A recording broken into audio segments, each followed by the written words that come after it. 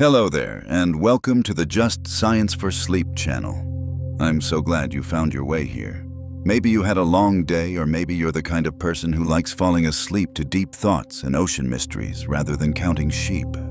Either way, tonight's journey is for you. You've got nothing to do but rest. Let your mind relax, your breathing slow, and your body grow light as if gravity itself has softened. Because tonight, we aren't simply watching waves. We're diving into the deep ocean, to places where sunlight cannot reach, where pressure becomes crushing, where life exists in forms so strange they challenge everything we thought we knew. For most of human history, the depths were an unreachable mystery. People dreamed of space travel while forgetting that 95% of the ocean beneath their feet remained unexplored. Tonight, we're going to explore that darkness together. We'll start at the surface and slowly, gently descend into zones where light begins to fade, then into layers where it vanishes completely, down to the Hadal zone, where almost nothing should survive, and yet life quietly persists. Some of what you hear tonight may surprise you. Some of it might spark curiosity as you drift off to sleep. But all of it is calm, peaceful, and perfect for letting go. And just before we begin, if these quiet explorations help you unwind or give you a peaceful way to end your day, consider liking and subscribing to the channel. It helps others find their way here too, one sleepy soul at a time. Now, let's begin. The ocean surface is only the beginning. When water deepens, light begins to weaken. Sunlight penetrates the surface, but with every meter downward, it loses strength. Blue light travels deepest. Red and orange light are the first to disappear. That's why as you descend, everything takes on a bluish tone. Around 200 meters down, sunlight is almost completely gone. This is the beginning of the twilight zone, the mesopelagic layer.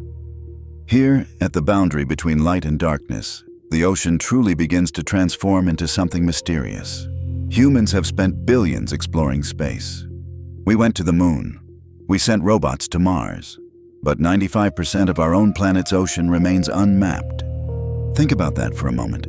We mapped the surface of the moon, but we don't know the floor of our own seas. The Mariana Trench, at its deepest point called Challenger Deep, reaches 11,000 meters down. If you placed Mount Everest there, its peak would still be 2 kilometers underwater, and reaching these depths is harder than going to space. The pressure is so immense that almost nothing can survive. Or so we thought. Pressure is the ocean's most secretive force. At the surface, atmospheric pressure is about 1 bar.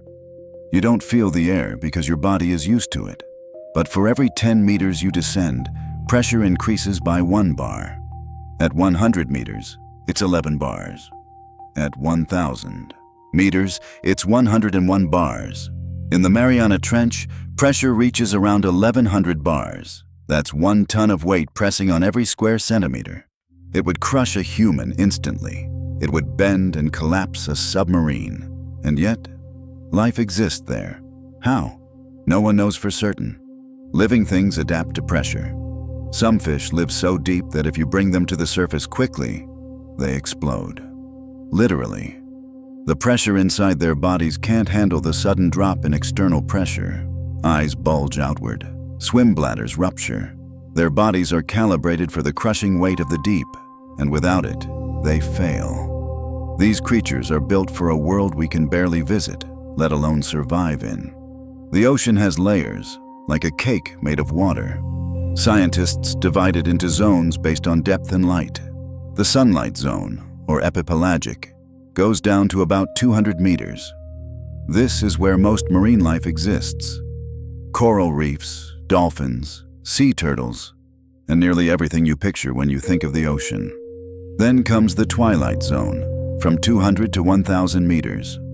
Here, light is faint. Some creatures can still see, but vision becomes less useful. Below that is the midnight zone, or bathypelagic, stretching from 1,000 to 4,000 meters. Here, darkness is absolute. No sunlight reaches this depth, ever. Deeper still lies the abyssal zone, from 4,000 to 6,000 meters. The pressure here is about 400 times what you experience on land. The temperature hovers just above freezing, around 2 to 3 degrees Celsius. Life is sparse, but present. And finally, the Hadal Zone, named after Hades, the Greek underworld. This is the deepest layer, found only in ocean trenches. It starts at 6,000 meters and goes as deep as 11,000. Only a handful of places on Earth reach these depths. The Mariana Trench, the Tonga Trench, the Philippine Trench.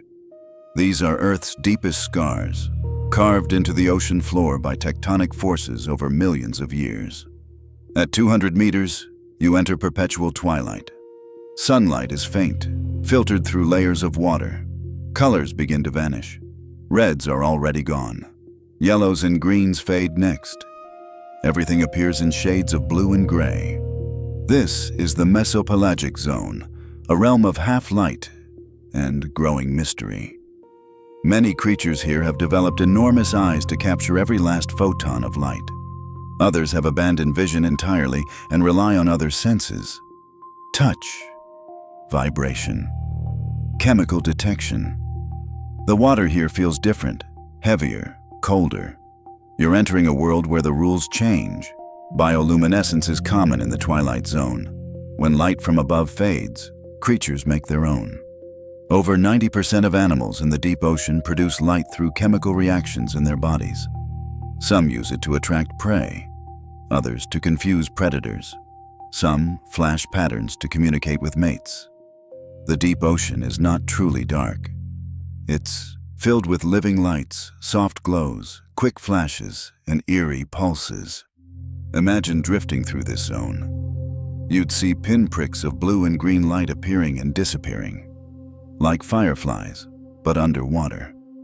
And much stranger, the lanternfish is one of the most common creatures in the twilight zone. Small, usually no longer than 15 centimeters, they have rows of light producing organs called photophores along their bodies. These lights help them blend in. When viewed from below, their belly lights match the faint sunlight from above, making them nearly invisible to predators. At night, lanternfish migrate upward to feed in surface waters, then descend again before dawn. This daily vertical migration is one of the largest movements of biomass on Earth. Billions of tons of fish, squid, and zooplankton rising and falling every single day. At 1,000 meters, you cross into the midnight zone. Here, sunlight is completely absent. The only light comes from bioluminescence. The water pressure is about 100 times atmospheric pressure. The temperature drops to near freezing. Food is scarce. Most organic matter from the surface gets consumed before it sinks this deep. Life here survives on what little drifts down from above. Dead plankton, fecal pellets, bits of decaying fish. This rain of organic material is called marine snow. It falls slowly, like snowflakes drifting through absolute darkness.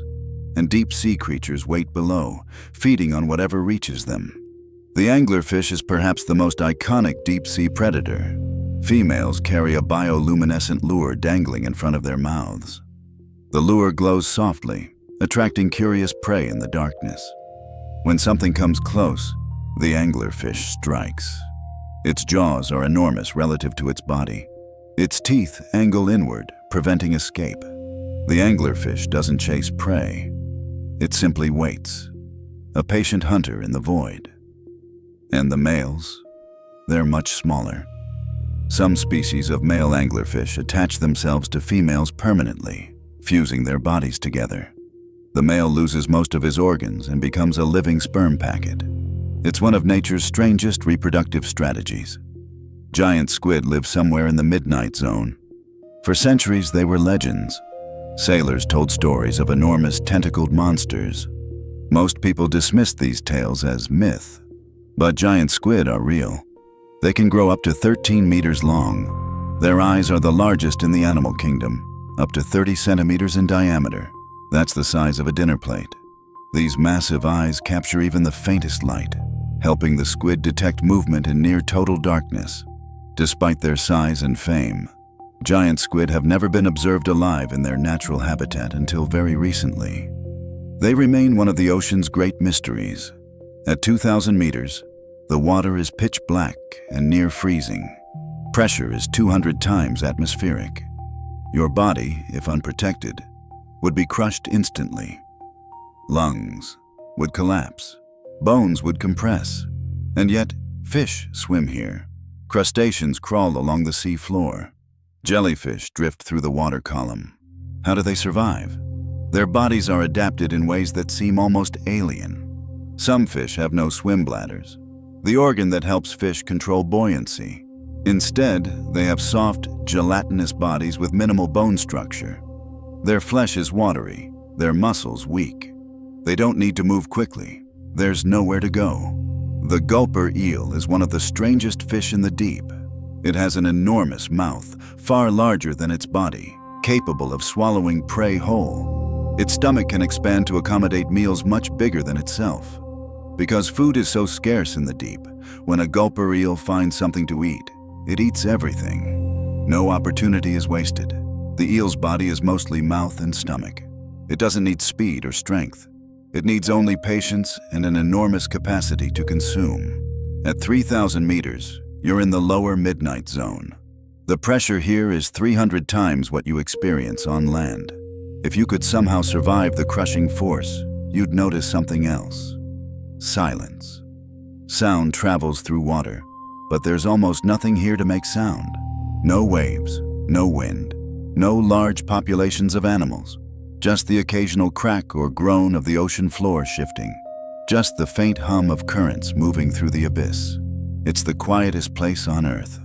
A silence so complete, it's almost unnerving. Deep sea creatures often have slow metabolisms. With so little food available, they can't afford to burn energy quickly. Some fish may go months without eating. Their bodies are adapted to survive long periods of starvation. When they do find food, they gorge. Their digestive systems are highly efficient, extracting every possible nutrient, and they move slowly. There's no need to rush. Predators are rare. Prey doesn't flee quickly. Everything operates on a different timescale down here. Life in the deep is patient, methodical, and endlessly waiting. At 4,000 meters, you enter the abyssal zone. The abyssal plains are vast, flat regions of the ocean floor, stretching for thousands of kilometers. They're among the least explored places on Earth. The sediment here is incredibly fine, built up over millions of years from the slow accumulation of marine snow. The temperature is a constant 2 to 3 degrees Celsius. The pressure is 400 times atmospheric. And yet, there's life. Sea cucumbers, brittle stars, amphipods. They crawl slowly across the sea floor, processing sediment, feeding on whatever organic matter they can find. Some abyssal creatures are scavengers, waiting for larger food sources to arrive. When a whale dies and sinks to the ocean floor, it's called a whale fall. The carcass provides food for an entire ecosystem. Sleeper sharks and hagfish arrive first, tearing away flesh. Then crabs and worms move in, consuming softer tissues. Eventually, bacteria break down the bones, releasing nutrients. A single whale fall can sustain life for decades. It's an oasis in the desert of the deep. Tube worms live near hydrothermal vents on the ocean floor. These vents are cracks in the Earth's crust where superheated water, sometimes exceeding 400 degrees Celsius, pours out.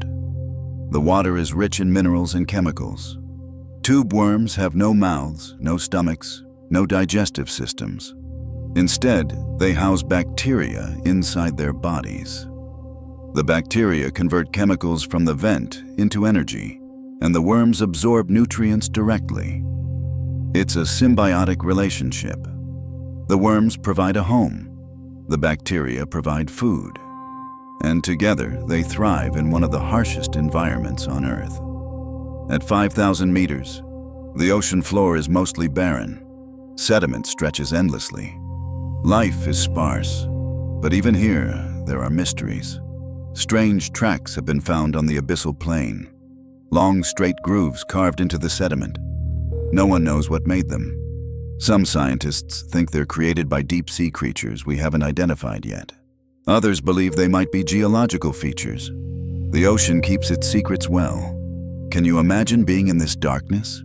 Not the darkness of night, where your eyes adjust and you can see shapes, but absolute darkness, the kind where no light exists, where you could hold your hand an inch from your face and see nothing. That's what it's like at 5,000 meters. And yet, life persists. Small, strange, patient life. Waiting. Surviving. Existing in a world that seems impossible. And we've only just begun. We're standing at the edge of the abyss, looking down into even deeper trenches. The Hadal Zone awaits, and with it, some of the strangest discoveries ever made. Are you still with me? Does the thought of life existing in these impossible depths fascinate you? Or does it feel almost too alien to grasp? Think about it as you drift toward sleep. We'll go even deeper soon. At 6,000 meters, you cross into the Hadal Zone. This is named after Hades, the ancient Greek underworld. And the name fits. The Hadal Zone exists only in the deepest ocean trenches, carved into the Earth's crust, where tectonic plates collide. These trenches are scars on the planet, places where one plate dives beneath another, creating depths that seem unreachable. The Mariana Trench, the Tonga Trench, the Kermadec Trench, the Japan Trench. Each one is a gateway to the most extreme environment on Earth. The pressure at 6,000 meters is 600 times atmospheric pressure. That's 600 kilograms pressing on every square centimeter. A human body would be crushed so completely that nothing recognizable would remain. The water temperature hovers just above freezing. There is no light. No sunlight has reached this depth for billions of years. And food is almost non-existent. Everything that can be eaten has already been consumed by creatures living in shallower waters.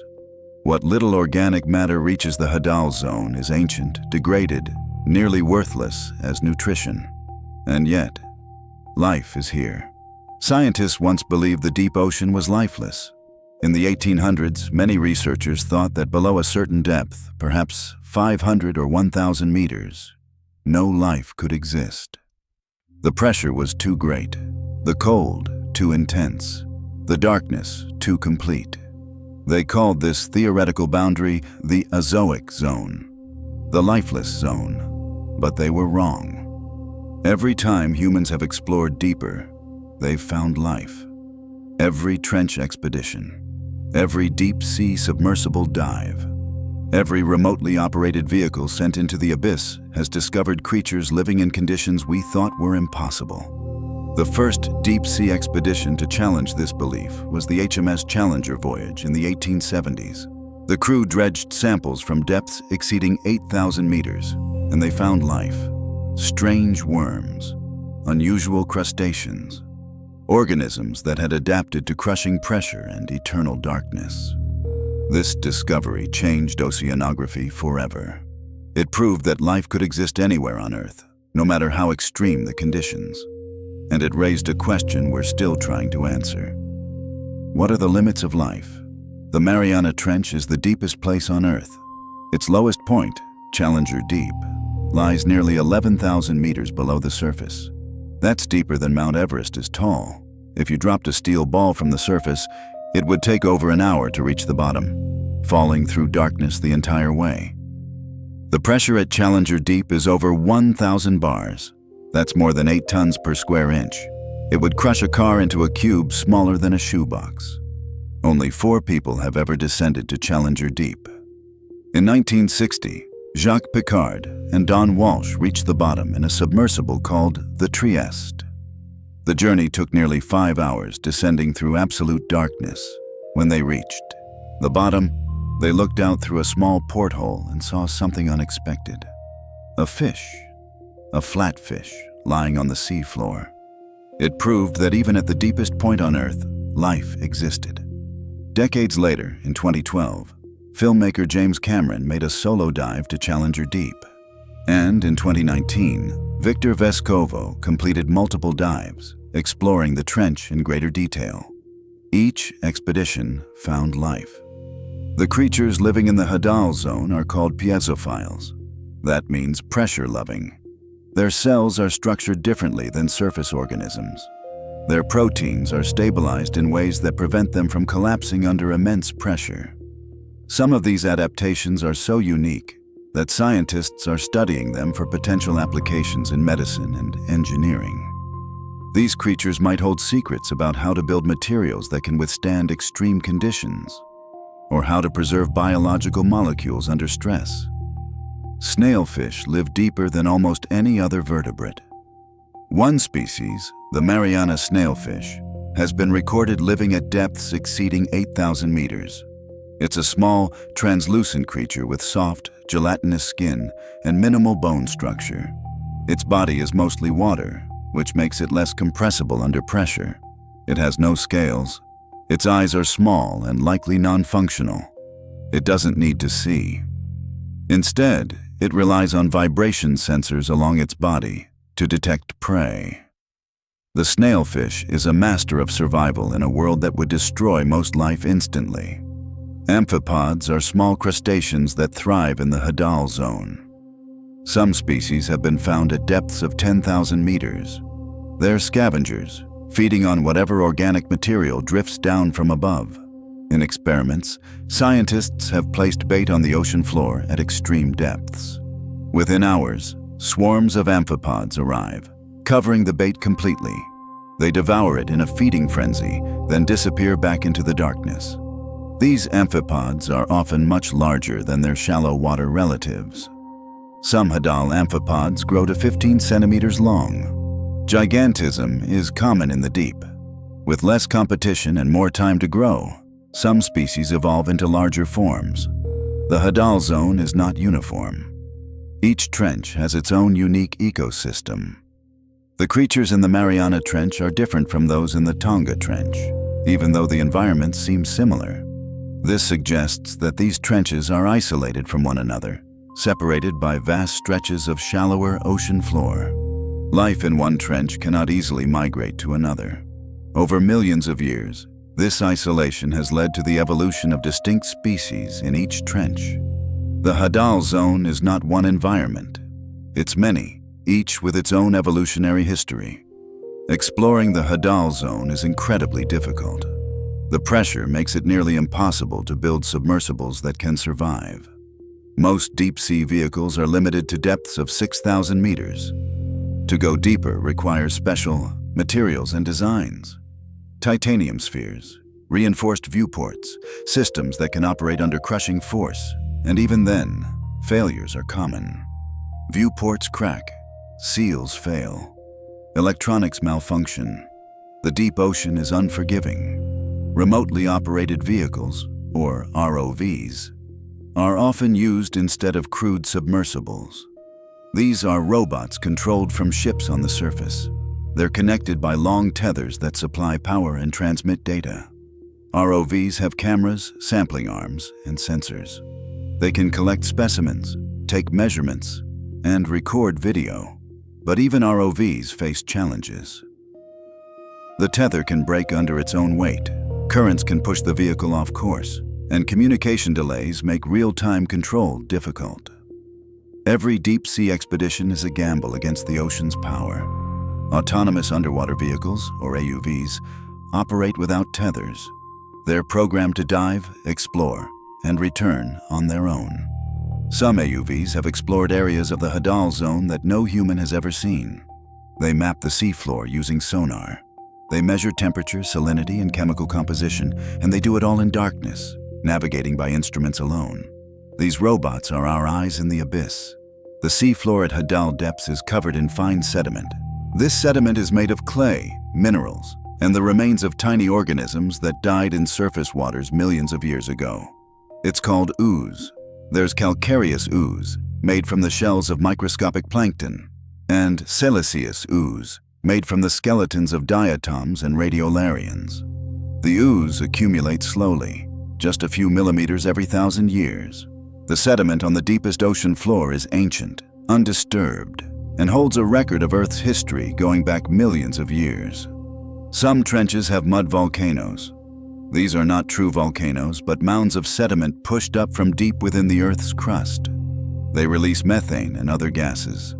Around these vents, microbial life thrives. Bacteria convert methane into energy, forming the base of a unique food web. Worms, clams, and other creatures feed on these bacteria. It's a community built on chemistry rather than sunlight. A reminder that life finds a way, even in the strangest places. Earthquakes are common near ocean trenches. These are zones of intense tectonic activity. When plates shift, they release enormous amounts of energy.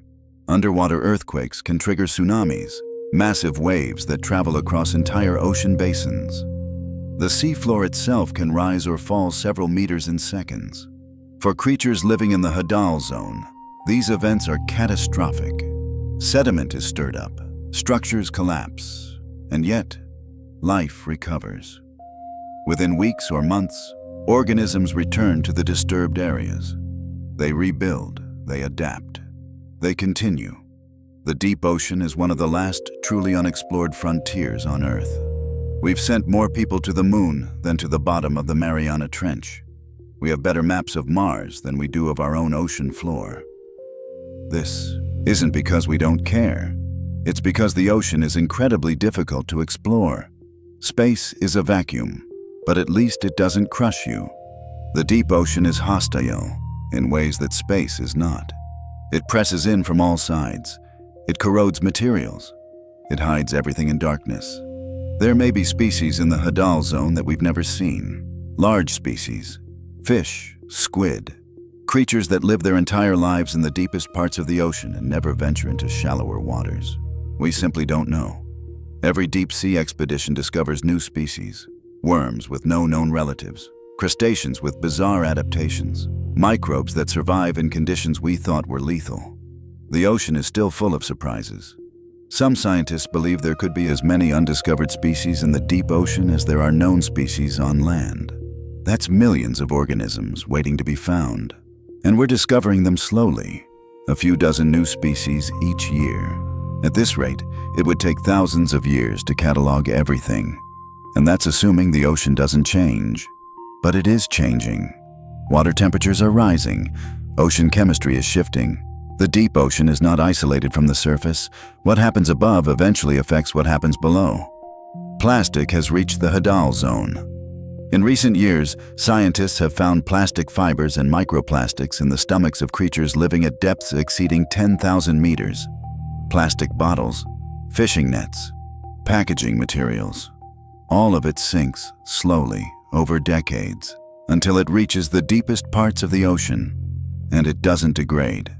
It just sits there, accumulating. Even the most remote places on Earth are not untouched by human activity.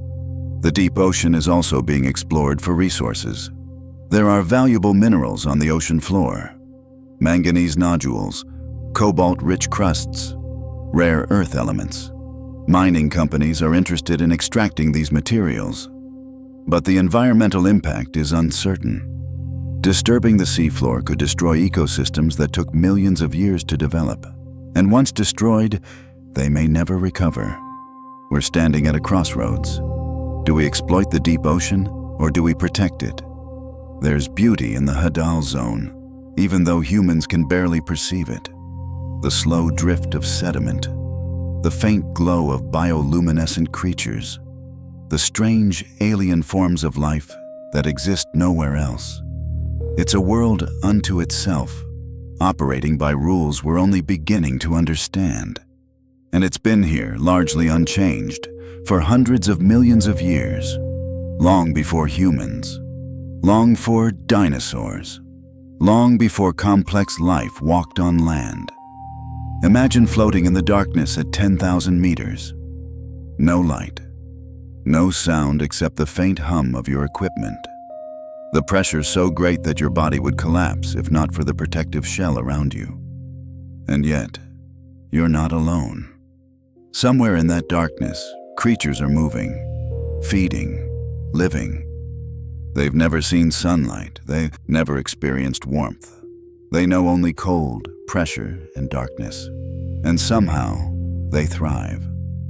Are you still drifting with me? Can you picture that darkness, or does it feel too vast to imagine? Think about what it means that life exists even there, in the deepest, coldest, most crushing environment on Earth. We'll keep descending, keep discovering. There's more waiting below. Hydrothermal vents are among the strangest features of the deep ocean.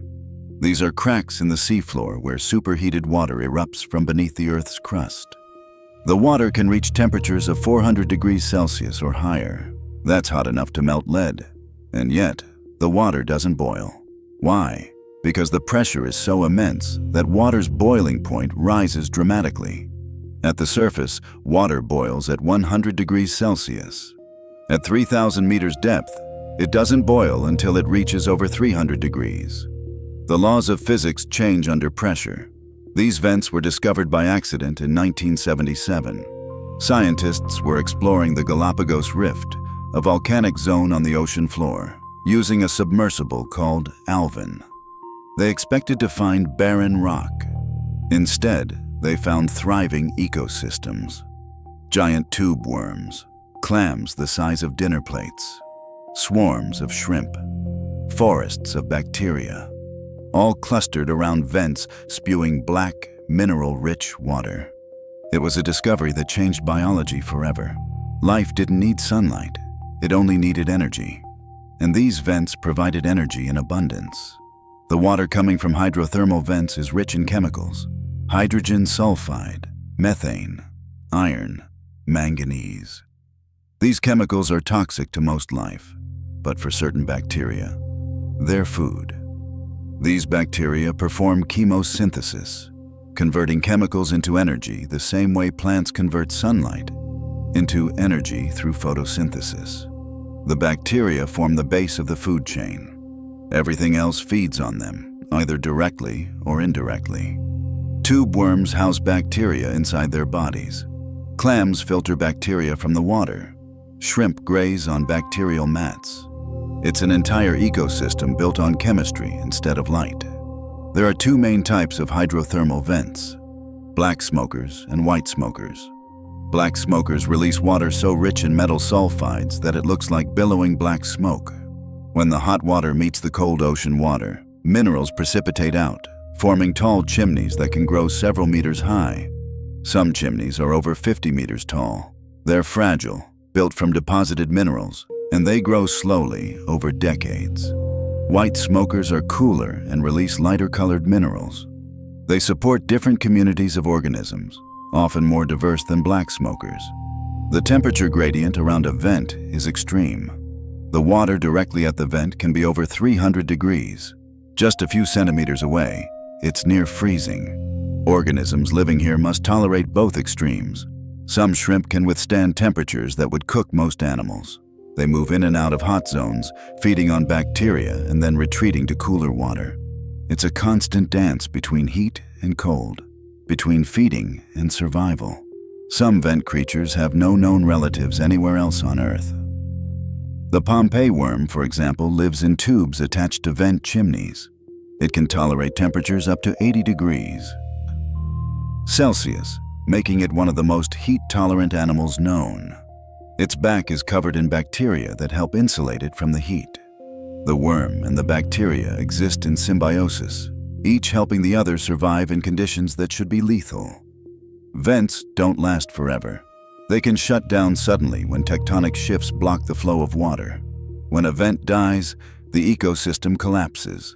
The bacteria die first, within hours. Then the animals that depend on them. Tube worms can survive for a while, living off stored nutrients, but eventually they starve. Within months, a once thriving vent community becomes a ghost town. Empty tubes, cracked shells, silence. But life doesn't give up. Larvae drift through the ocean, searching for new vents. When they find one, they settle and begin building a new community. This cycle has been happening for hundreds of millions of years. Scientists believe that hydrothermal vents may have played a role in the origin of life on Earth. The chemicals, the heat, the minerals, all create conditions similar to what existed on early Earth. Some researchers think that life may have first emerged near vents, deep in the ocean, long before it spread to the surface. It's a hypothesis, not proven, but it's compelling. If life began in the deep ocean, then the Hadal Zone isn't just a remote curiosity. It's where everything started. There are also cold seeps on the ocean floor. These are areas where methane and other hydrocarbons leak from the sea floor. Unlike vents, cold seeps don't release hot water, but they still support life. Bacteria consume the methane, and other organisms feed on the bacteria. Mussels, clams, worms. They cluster around seeps the same way vent organisms cluster around hot water. Cold seeps are more common than hydrothermal vents, but they're harder to find. They don't create visible plumes.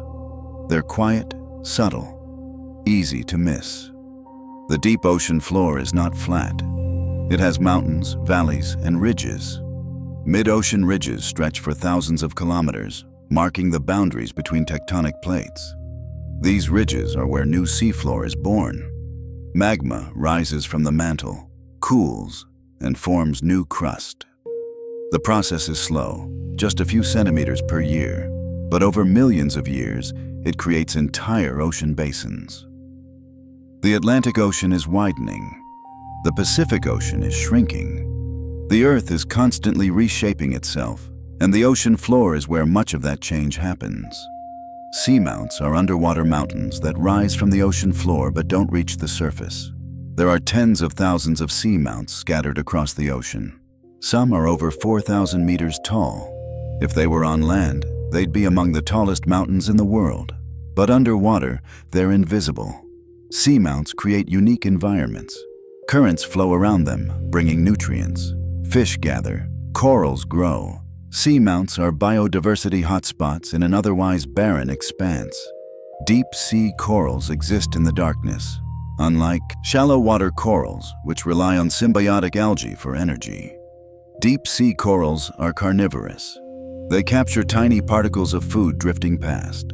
They grow slowly, sometimes less than 1 millimeter per year. A deep sea coral colony might be thousands of years old. Some corals discovered near hydrothermal vents are estimated to be over 4,000 years old. They were alive when the pyramids were being built, and they're still here, quietly filtering the water, one particle at a time. Mining companies are interested in deep sea corals, not for the corals themselves, but for the minerals beneath them. The seafloor around seamounts is often rich in valuable metals. Extracting these metals would require destroying the corals, and because they grow so slowly, recovery would take millennia. Once destroyed, these ecosystems would be gone for longer than human civilization has existed. There are underwater lakes on the ocean floor. These aren't lakes of water, but pools of brine. Salt water so dense, it doesn't mix with the surrounding ocean. These brine pools sit in depressions on the seafloor, looking like lakes with distinct shorelines. They're incredibly hostile to most life. The salinity is several times higher than normal seawater. The water is often anoxic, meaning it contains no oxygen, and yet bacteria thrive in them. Mussels cluster around the edges. It's another example of life colonizing every possible niche. Some brine pools contain high concentrations of methane. The methane bubbles up from beneath the sea floor and dissolves into the brine. Methane-loving bacteria consume it, creating yet another chemosynthetic ecosystem. These lakes are strange, beautiful, and deadly. If a fish swims into a brine pool, it dies almost instantly. The high salinity poisons its tissues. Its body sinks to the bottom and is quickly consumed by scavengers. The brine pool becomes a trap, a killing field, and a feeding ground all at once. Manganese nodules are another deep-sea treasure. These are potato-sized lumps of metal that form on the ocean floor. They grow incredibly slowly, adding a few millimeters every million years. They're rich in manganese, nickel, cobalt, and other valuable metals. Mining companies want to harvest them, but the nodules provide habitat for small organisms. Worms burrow into them. Bacteria colonize their surfaces. Removing the nodules would destroy these microhabitats, and because they grow so slowly, they'd never be replaced. The deep ocean floor is also a graveyard. When whales die, their bodies sink. A whale carcass is an enormous source of food in a place where food is scarce. Sleeper sharks and hagfish arrive first, tearing away chunks of flesh. Then crabs and amphipods swarm the bones, stripping away softer tissues. Finally, bone-eating worms called osedacs move in. These worms have no mouths or digestive systems.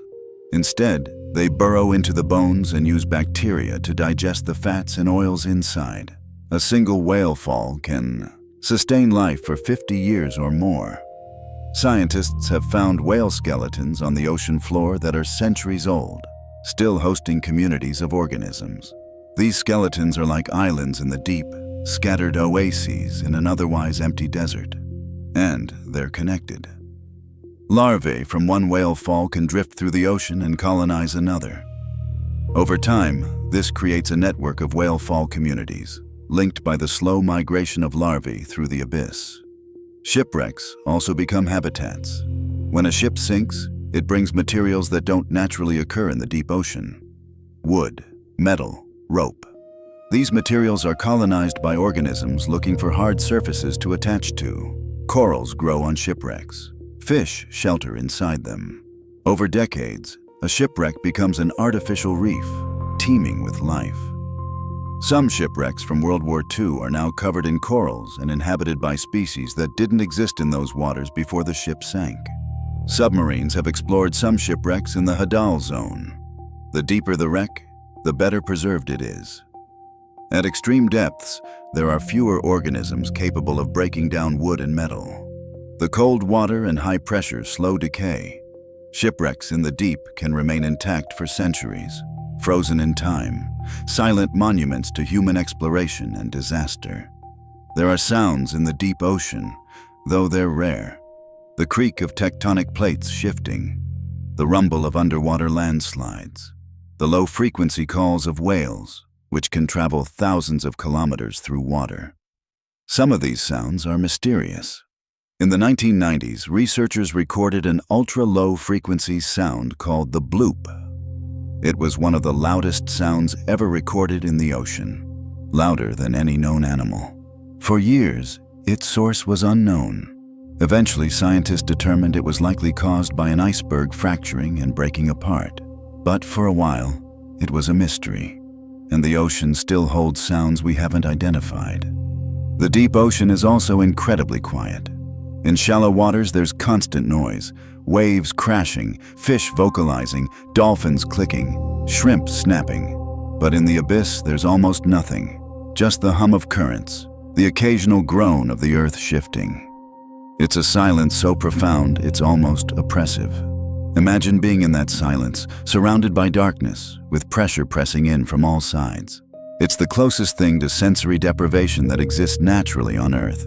And yet, there's life. Always life.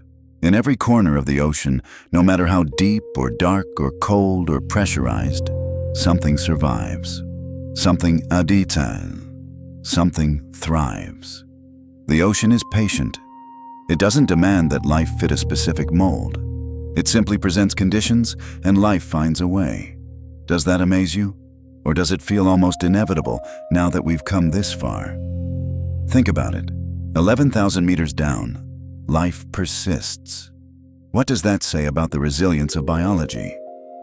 We'll keep exploring. There's still more to discover. The ocean is not just deep, it's old. Very old. The water in the ocean has been cycling through Earth's systems for billions of years. Some of that water was here when life first emerged. Some of it has been locked in ice, evaporated into clouds, fallen as rain, flowed through rivers, and returned to the ocean countless times. The molecules of water you see in the ocean today are ancient. They've witnessed the entire history of life on Earth. The deep ocean currents are like rivers flowing through the abyss. These currents move slowly, sometimes just a few centimeters per second, but they carry enormous volumes of water. They transport heat, nutrients, and oxygen across entire ocean basins. The global ocean conveyor belt, also called thermohaline circulation, moves water from the surface to the deep and back again. It takes about 1,000 years for water to complete one full cycle. Water that sinks in the North Atlantic might not resurface until it reaches the Pacific, decades or centuries later. These currents are driven by differences in temperature and salinity. Cold water is denser than warm water. Salty water is denser than fresh water. When water becomes dense enough, it sinks, pulling more water behind it. This creates a slow, continuous flow, and it's essential for life. The currents bring oxygen to the deep ocean. Without them, the abyss would be lifeless, a stagnant void devoid of the oxygen that most organisms need to survive. Climate change is affecting deep ocean currents. As polar ice melts, fresh water flows into the ocean, reducing salinity. This makes surface water less dense, which can slow or disrupt the sinking process. If the ocean conveyor belt slows significantly, it could alter global climate patterns. Heat distribution would change. Ecosystems would shift. The consequences would ripple through the entire planet. The deep ocean is not separate from the surface world. They're connected, intimately and inseparably. The deep ocean is also a carbon sink. Carbon dioxide from the atmosphere dissolves in seawater. Phytoplankton near the surface absorb carbon during photosynthesis. When these organisms die, they sink, carrying carbon with them. Some of this carbon reaches the deep ocean floor, where it's buried in sediment. Over millions of years, this process has removed vast amounts of carbon from the atmosphere, storing it in the ocean. Without this carbon sink, Earth's climate would be much warmer. The deep ocean has been regulating our planet's temperature for eons. But the ocean's ability to absorb carbon is not infinite. As atmospheric carbon dioxide levels rise, the ocean absorbs more. This causes ocean acidification. The water becomes more acidic, which affects organisms with calcium carbonate shells and skeletons. Corals, mollusks, some plankton. These organisms struggle to build their structures in acidic water, and because many of them are at the base of the food chain, their decline affects everything above them. The deep ocean feels the impact of surface changes, slowly, but inevitably. There are lakes of liquid carbon dioxide on the ocean floor. In certain areas where pressure and temperature are just right, carbon dioxide exists as a liquid denser than seawater. It pools in depressions, forming lakes. These lakes are toxic to most life, but bacteria have been found living at the edges, converting the carbon dioxide into other compounds. Once again, life finds a niche in the most unexpected places. Methane hydrates are another deep-sea phenomenon, also called methane ice. These are crystalline structures where methane gas is trapped inside a lattice of frozen water. They form in cold, high-pressure environments, which makes the deep ocean floor an ideal location. Vast deposits of methane hydrates exist beneath the seafloor. Some estimates suggest there's more energy stored in methane hydrates than in all known fossil fuel reserves combined. But methane hydrates are unstable. If the ocean warms, they can melt, releasing methane into the water. Methane is a potent greenhouse gas, much more effective at trapping heat than carbon dioxide. If large amounts of methane are released from the ocean floor, it could accelerate climate change dramatically. Scientists are monitoring these deposits closely. They represent both a potential energy source and a potential climate threat. The deep ocean is full of sediment layers that tell Earth's history. Each layer represents a different time period. By drilling into the seafloor and extracting core samples, scientists can read the past like pages in a book. Fossils of ancient plankton, ash from volcanic eruptions, chemical signatures of climate changes. All of it is preserved in the sediment, waiting to be studied. One of the most famous events recorded in ocean sediment is the asteroid impact that killed the dinosaurs. 66 million years ago, an asteroid struck the Yucatan Peninsula, creating a massive crater. The impact threw debris into the atmosphere, blocking sunlight and causing a mass extinction. Evidence of this impact exists in ocean sediment around the world. A thin layer of iridium, a rare element more common in asteroids than on Earth, marks the exact moment of impact. Above that layer, dinosaur fossils disappear. Below it, they're abundant. The ocean floor holds the record of one of the most catastrophic events in Earth's history. Submarine canyons carved through the continental shelf and slope. These are deep channels, sometimes thousands of meters deep, that funnel sediment from shallow water into the abyss. Some canyons rival the Grand Canyon in size.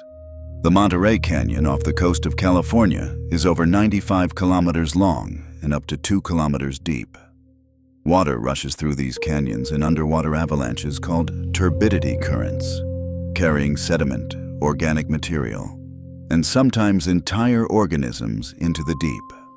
Turbidity currents can move at speeds of up to 100 kilometers per hour. They're powerful enough to snap underwater cables.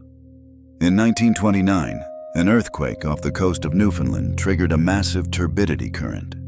It traveled over 600 kilometers, breaking 12 transatlantic telegraph cables one by one as it roared down the continental slope.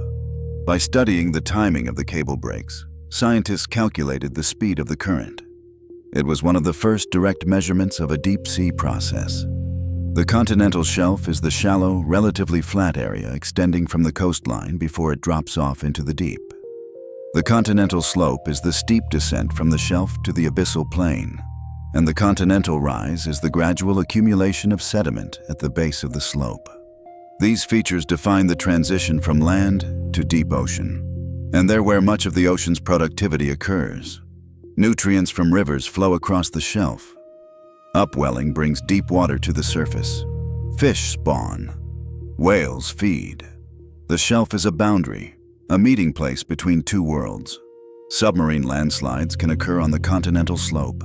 When sediment accumulates too quickly, or when an earthquake shakes the seafloor, massive amounts of material can slide downward. These landslides can be enormous, involving billions of tons of sediment. They create underwater clouds that travel for hundreds of kilometers, and they can trigger tsunamis. The Storegga slide, which occurred off the coast of Norway about 8,000 years ago, involved an estimated 3,000 cubic kilometers of sediment. The tsunami it generated reached Scotland and may have contributed to the separation of Britain from mainland Europe. There are underwater rivers on the ocean floor. Not rivers of water, but rivers of dense, sediment-laden water flowing downhill through submarine canyons. These rivers can be hundreds of meters wide and flow for hundreds of kilometers. They transport sediment from the continental shelf to the deep ocean, feeding nutrients into the abyss. In some places, these underwater rivers have levees, just like rivers on land.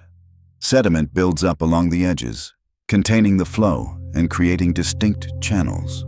The deep ocean floor is not sterile. Bacteria are everywhere, in the sediment, in the water, inside rocks. Some bacteria live kilometers beneath the sea floor, in pores and cracks in the Earth's crust. These are subsurface bacteria living in conditions of extreme heat and pressure. They metabolize slowly, possibly dividing only once every 1,000 years. But they're alive, and their total biomass might rival all life on the surface. Scientists estimate that there could be as many bacterial cells beneath the ocean floor as there are in all the world's soils combined. This subsurface biosphere is one of the least explored ecosystems on Earth. We know it exists, we know it's vast, but we don't know what most of these bacteria do, how they interact, or what role they play in global geochemical cycles. They're invisible, unreachable, and utterly essential. Some deep-sea bacteria produce substances with potential medical applications. Antibiotics, anti-cancer compounds, enzymes that work in extreme conditions. Pharmaceutical companies are interested in these organisms because they've evolved in such unusual environments. The molecules they produce are unlike anything found in surface organisms, and some of these molecules might hold the key to treating diseases that current medicines can't touch. There are viruses in the deep ocean too, billions of them in every liter of seawater. These viruses infect bacteria, controlling bacterial populations and recycling nutrients. When a virus kills a bacterium, It releases organic material back into the water where other organisms can use it. Viruses are part of the nutrient cycle, invisible players in the deep ocean's food web.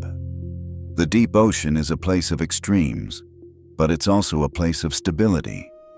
Temperature changes are minimal. Salinity is constant. Light is always absent. For organisms that live there, conditions are predictable. There are no seasons, no day and night cycles, no weather. Time passes differently in the deep. A day is the same as a year, is the same as a century. Everything moves slowly, patiently, endlessly. This stability has allowed some deep-sea species to remain unchanged for millions of years. They're called living fossils, organisms that look almost identical to their ancient ancestors. The coelacanth, a deep-sea fish once thought to be extinct, was rediscovered in 1938. Fossil coelacanths date back over 400 million years. The living species looks nearly the same as the fossils. It's a window into the past, a creature that survived when almost everything else changed. Deep-sea fish often have strange body plans, enormous mouths, tiny bodies, elongated fins, bioluminescent lures. These adaptations reflect the challenges of deep-sea life. Food is scarce, so when you find it, you need to eat as much as possible. That's why many deep-sea fish have expandable stomachs and hinged jaws that open incredibly wide. They can swallow prey larger than themselves. It's an extreme solution to an extreme problem. Some deep-sea fish have transparent heads. The barrel-eye fish, for example, has a dome-shaped, see-through skull filled with fluid. Its eyes are tubular and point upward, looking through the top of its head. This allows it to see the silhouettes of prey against the faint light from above. It's one of the strangest adaptations in the animal kingdom, and it works beautifully in the deep twilight zone. Many deep-sea creatures are red or black. Red light is absorbed quickly in water, so red animals appear black in the deep. This makes them nearly invisible. Black animals blend into the darkness. There's no need for camouflage patterns or complex coloration. Just be dark, and you disappear. It's the simplest and most effective strategy. There are jellyfish in the deep ocean drifting through the water column. Some are enormous, with tentacles stretching several meters. Others are tiny, almost invisible. They pulse slowly, conserving energy, catching whatever drifts into their tentacles. Jellyfish are ancient creatures. They've existed for over 500 million years, long before fish, long before most complex life. And they're still here, drifting through the abyss, doing what they've always done. Siphonophores are related to jellyfish, but far stranger. They're colonial organisms, made up of thousands of individual animals called zooids, each specialized for a different function. Some zooids catch prey, some digest food, some reproduce, some provide buoyancy. Together, they form a single entity that can stretch for tens of meters. The longest siphonophore ever recorded was over 40 meters long, longer than a blue whale. It drifted through the deep ocean like a living string, pulsing gently, catching whatever touched its tentacles. The ocean is full of creatures we've seen only once or never at all. Rare species, deep-dwelling species.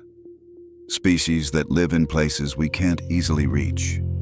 Every deep-sea expedition discovers something new. A fish with an unusual adaptation. A worm with a bizarre life cycle. A crustacean with no known relatives. The ocean holds secrets in abundance. And it holds beauty too. Not beauty in the way we usually think of it. Not bright colors or dramatic landscapes, but a quiet, alien beauty. The slow drift of marine snow. The faint glow of bioluminescence. The strange, elegant forms of creatures adapted to impossible conditions. There's something profound about it. Something that reminds us how little we know, how much remains to be discovered. Can you picture it? The darkness, the silence, the pressure, and in the midst of it all, life. Fragile, resilient, endlessly creative life. Does it make you wonder what else is out there waiting in the deep? We're halfway through now. Rest easy, there's more to come.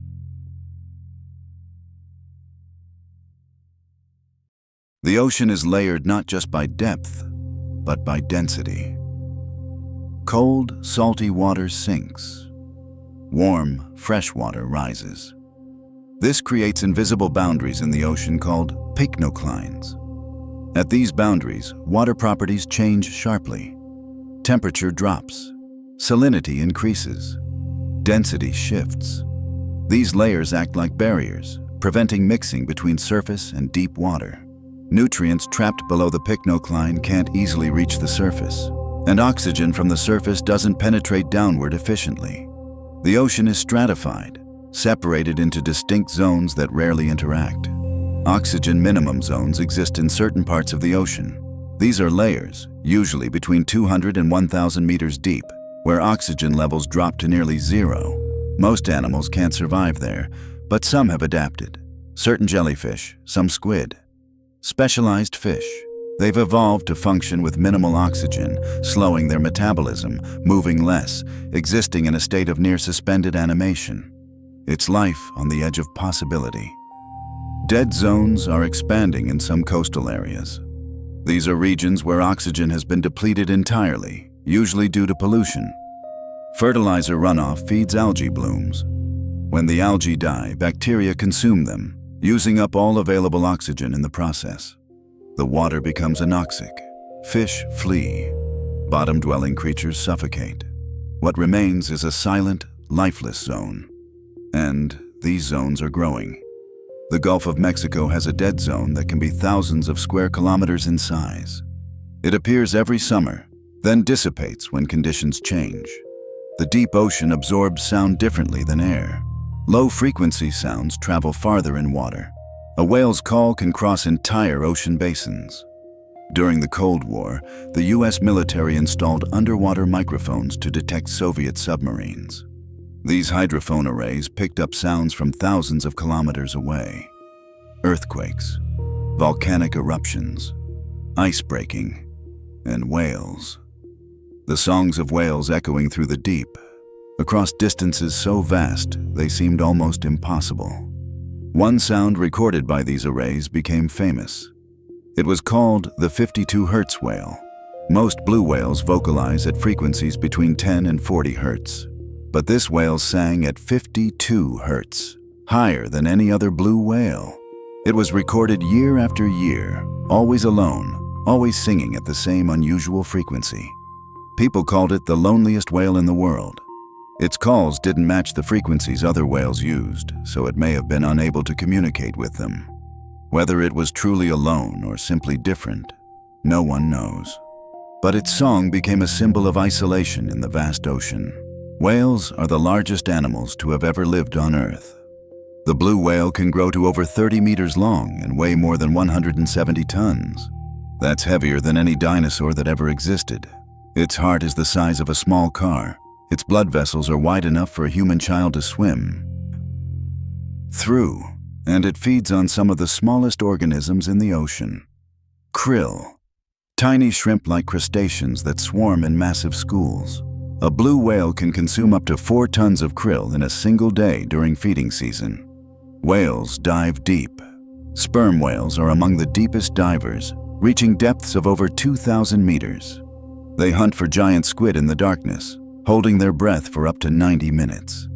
How they navigate in the pitch black is still debated. They use echolocation, producing clicks that bounce off objects and return as echoes. This allows them to build a sonic map of their surroundings. They can detect prey, avoid obstacles, and find their way back to the surface, all through sound. When a sperm whale dives, its heart rate slows dramatically. On the surface, it might beat 40 times per minute. At depth, it drops to just a few beats per minute. Blood flow is restricted to essential organs. The brain, the heart, everything else shuts down temporarily. This conserves oxygen. It's a finely tuned survival mechanism developed over millions of years of evolution. Beaked whales are even more mysterious than sperm whales. They're deep divers, rarely seen at the surface. Some species have been recorded diving to depths exceeding 3,000 meters. They stay down for over 2 hours. What they're doing down there, what they're hunting, how they navigate, all of it is largely unknown. Some species of beaked whale were discovered only in the last few decades. One species is known from just a handful of strandings. We've never seen a living individual in the wild. The ocean is full of bioluminescence, but not all light in the ocean comes from living things. There's also chemiluminescence. Certain chemical reactions produce light without heat. Some deep-sea organisms use chemiluminescence instead of bioluminescence. It's rarer, but it serves the same purposes: attracting prey, confusing predators, communicating with mates. The deep ocean glows faintly, constantly, with the light of chemistry and biology combined. The vampire squid is neither a squid nor a vampire. It's a cephalopod, related to both squids and octopuses, but in its own unique category. It lives in oxygen minimum zones, where most predators can't survive. Its body is covered in light-producing organs. When threatened, it turns itself inside out, pulling its webbed arms over its body and flashing lights in a dazzling display. Predators see a glowing, spiky ball and usually decide to look elsewhere for food. The vampire squid doesn't hunt. It feeds on marine snow, bits of dead plankton, fecal pellets, organic debris drifting down from above. It uses sticky filaments to collect particles, then draws them into its mouth. It's a scavenger, living off the waste of the ocean, and in doing so, it thrives in an environment where most predators would starve. Octopuses are among the most intelligent invertebrates. They can solve puzzles. They recognize individual humans. They use tools. Some species can change color and texture in milliseconds, blending seamlessly into their surroundings. Deep-sea octopuses are less studied, but they show similar intelligence. They navigate complex terrain. They hunt strategically. They avoid predators through camouflage and behavior. Their brains are structured differently than ours, but they're undeniably capable of complex thought. One deep-sea octopus species broods its eggs for over 4 years. 4 years. That's the longest known egg brooding period of any animal. The female sits on a rock ledge, protecting her eggs from predators. She doesn't eat during this time. She slowly starves, using her body's reserves to stay alive long enough for the eggs to hatch. When they finally do, she dies. It's a sacrifice on a scale almost incomprehensible. 4 years of waiting in the cold, dark ocean. 4 years without food, all to ensure the next generation survives. The Dumbo octopus is one of the deepest living octopuses. It has ear-like fins on the sides of its head, which it flaps to swim. It looks almost cartoonish, gentle and slow-moving. It hovers above the seafloor, searching for worms and crustaceans. It's been found at depths exceeding 7,000 meters.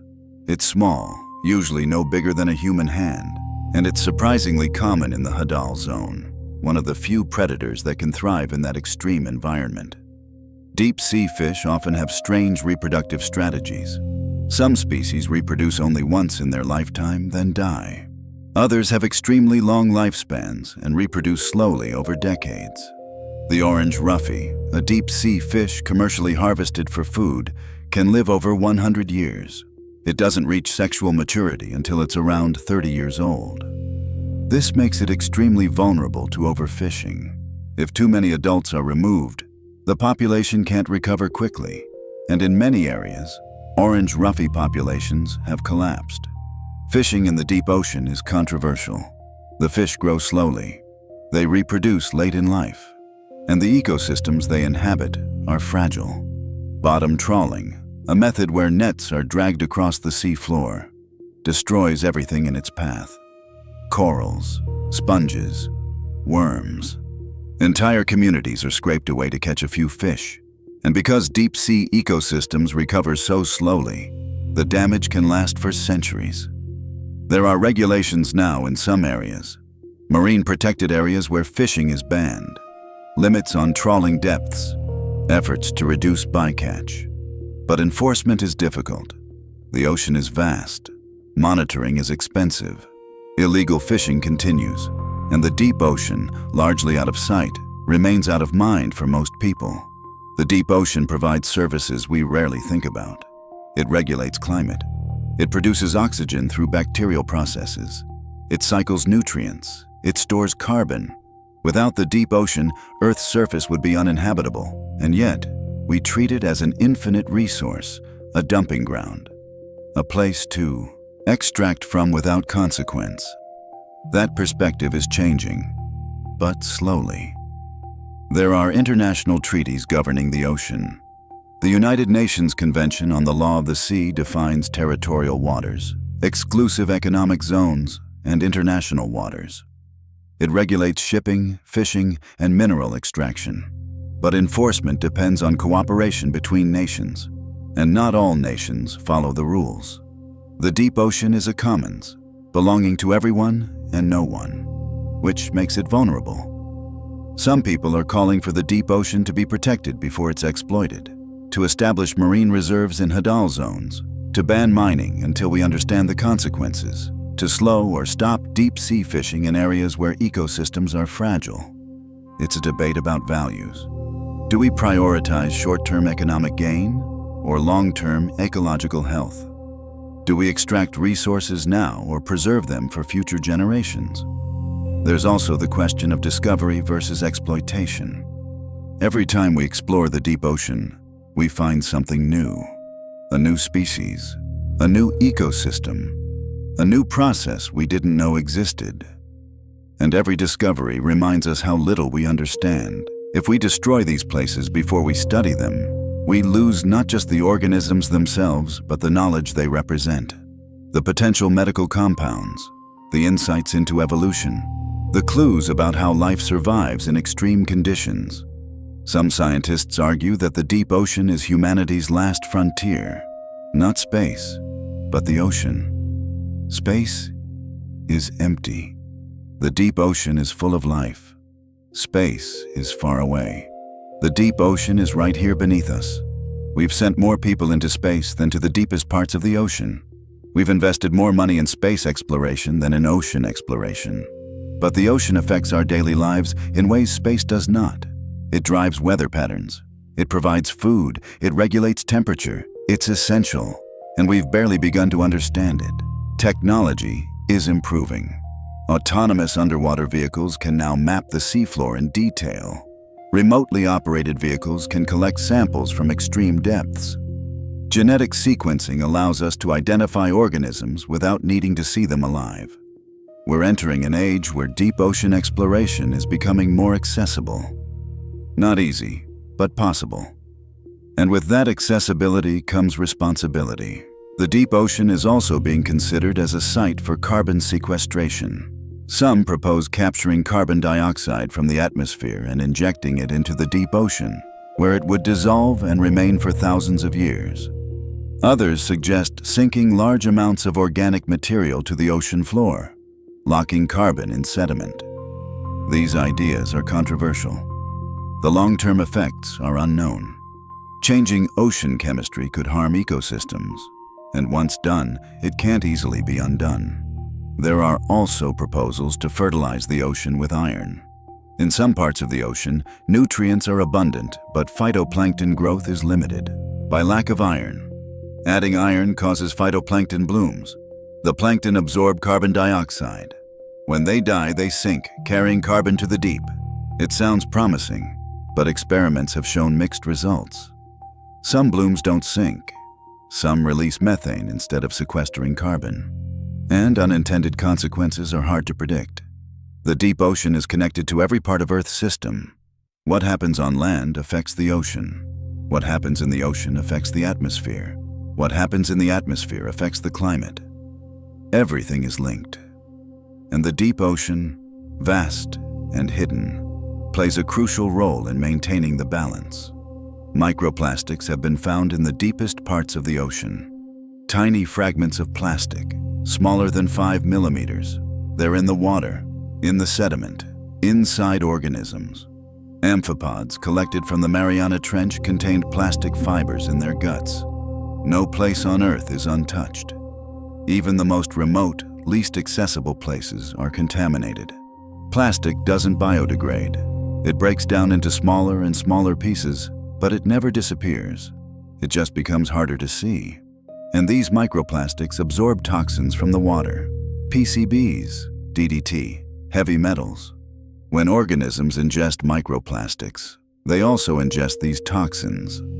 The effects are still being studied, but early evidence suggests harm to reproduction, growth, and survival. There are efforts to clean up ocean plastic, devices that collect floating debris, campaigns to reduce single-use plastics, policies banning certain plastic products. But the deep ocean can't be cleaned. The plastic that's already there will remain for centuries.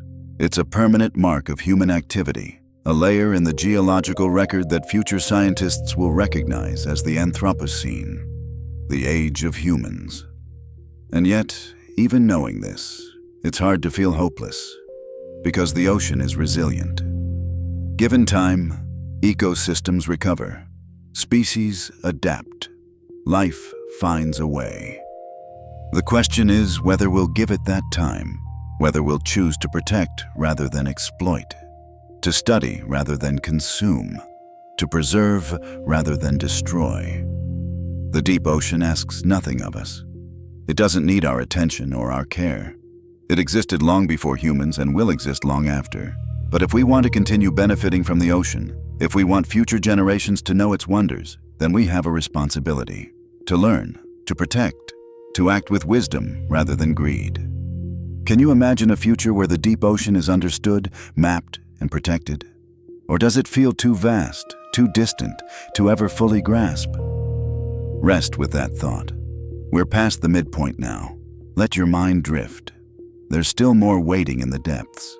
The deep ocean is a world without color. At least, not color as we know it. In shallow water, sunlight reveals reds, yellows, greens, and blues. But as you descend, colors vanish one by one. Red disappears first, around 5 meters down. Orange fades by 15 meters.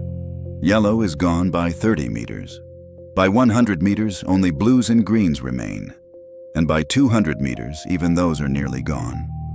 Below that, in the perpetual darkness, color has no meaning.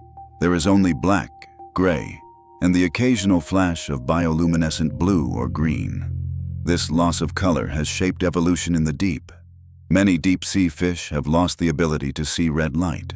Their eyes are tuned to detect blue and green, the only colors that penetrate even faintly into the twilight zone. Some species have gone further, evolving red bioluminescence. They produce red light, which most other deep-sea creatures can't see. It's like having a flashlight that only you can perceive. They can illuminate prey without alerting them. It's an invisible advantage in the dark. Eyes in the deep ocean come in remarkable variety. Some fish have enormous eyes, taking up half their head. These eyes are packed with light-sensitive cells called rods, designed to capture every possible photon. Other fish have tubular eyes, shaped like cylinders pointing upward. These eyes provide excellent forward vision, but can't see to the sides. And some fish have no eyes at all. In absolute darkness, vision is useless. These fish navigate by touch, by vibration, by chemical sensing. They feel their way through the abyss. The stoplight loosejaw is a fish with a remarkable adaptation.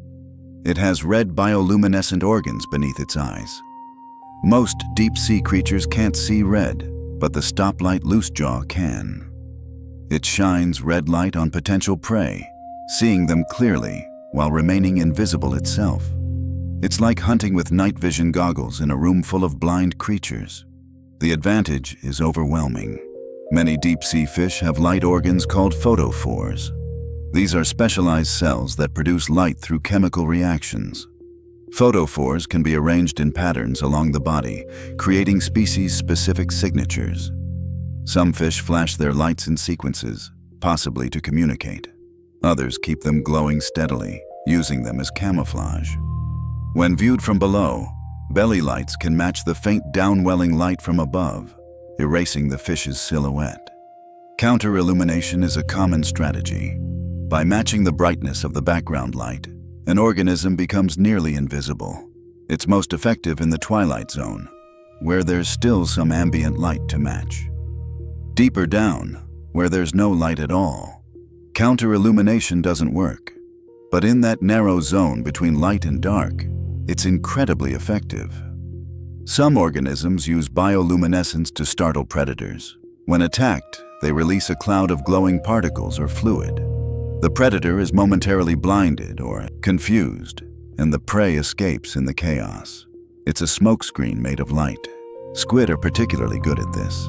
They eject bioluminescent ink, creating a glowing decoy that distracts the predator while the squid jets away into darkness. The hatchetfish is a small, silvery fish that lives in the twilight zone. Its body is extremely thin when viewed from the front, almost paper thin. This reduces its silhouette, making it harder to see from below, and it has photophores on its belly that precisely match the light from above. From any angle, it's nearly invisible. It's a masterpiece of evolutionary camouflage. Deep-sea organisms often have slow growth rates. With food so scarce, they can't afford to grow quickly. Some fish take decades to reach maturity. Some invertebrates may live for centuries. The slow pace of life in the deep means that populations recover slowly from disturbances. If a habitat is destroyed, it might take hundreds or thousands of years to rebuild. Time moves differently down here. Growth, reproduction, death, all of it happens in slow motion. Temperature in the deep ocean is remarkably stable, around 2 to 4 degrees Celsius in most places. It doesn't vary with seasons. It doesn't change much with location. It's cold, but consistently so. Organisms adapted to this stability struggle when temperatures shift even slightly. A change of 1 or 2 degrees can be catastrophic, and as the ocean warms due to climate change, even the deep ocean is beginning to feel the effects.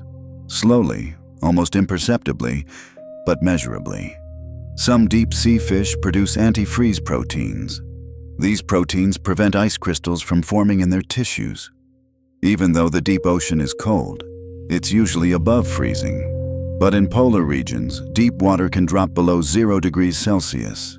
The salt in seawater lowers its freezing point, so the water remains liquid.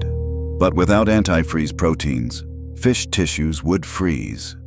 Evolution found a solution, and now these fish can survive in temperatures that would kill most other animals. The tripod fish is one of the strangest residents of the abyssal plain. It has elongated fins on its tail and pectoral regions that it uses like stilts. It stands on the seafloor, several centimeters above the sediment, facing into the current. Its fins are equipped with sensory receptors that detect vibrations. When a small crustacean or worm drifts by, the tripod fish snaps it up. It doesn't chase prey. It simply waits, perfectly still, for food to come to it. Patience is the key to survival here. Sea cucumbers are common on the abyssal plains. They crawl slowly across the sea floor, ingesting sediment and extracting any organic matter they can find. They process tons of sediment over their lifetimes, recycling nutrients and aerating the sea floor. Some species have bizarre feeding tentacles that extend into the water, catching particles. Others have adapted to climb rocks or attach to hard surfaces. They're simple creatures, but incredibly successful in the deep. Brittle stars are related to starfish, but with longer, more flexible arms. They can move surprisingly quickly for deep-sea creatures, using their arms to pull themselves across the sea floor. They're scavengers and predators, feeding on dead material and small organisms. In some areas, brittle stars are so abundant they cover the seafloor like a living carpet. Millions of individuals in a single square kilometer, all slowly moving, feeding, surviving. Glass sponges are among the strangest organisms in the deep ocean. Their skeletons are made of silica, the same material as glass. They're incredibly fragile, but also incredibly old. Some glass sponge colonies are thousands of years old. They filter water, capturing bacteria and organic particles, and they grow so slowly that adding 1 centimeter of height might take a century. They're ancient, silent, patient, and they're being destroyed by bottom trawling before we've had a chance to fully study them. There are gardens of sponges in some deep sea areas, fields of glass sponges stretching for kilometers. These gardens provide habitat for other organisms. Fish shelter among the sponges. Shrimp graze on bacteria growing on their surfaces. Crabs hide in the spaces between them. The sponges create structure in an otherwise flat, featureless plane. And that structure matters. It turns a desert into an oasis. Deep-sea sharks are different from their shallow water cousins. Many are smaller. Most move slowly. And some have developed strange adaptations. The goblin shark has a protruding snout covered in electroreceptors. It can detect the faint electrical fields generated by muscle contractions in prey. When it senses something, its jaws shoot forward, extending out of its mouth to grab the prey. It's a bizarre, alien-looking creature, and it lives in near total darkness. The frilled shark looks like something from the age of dinosaurs. It has a long, eel-like body and jaws filled with rows of needle-sharp teeth. It feeds on squid and fish, grabbing them with its mouth and swallowing them whole. Frilled sharks are rarely seen.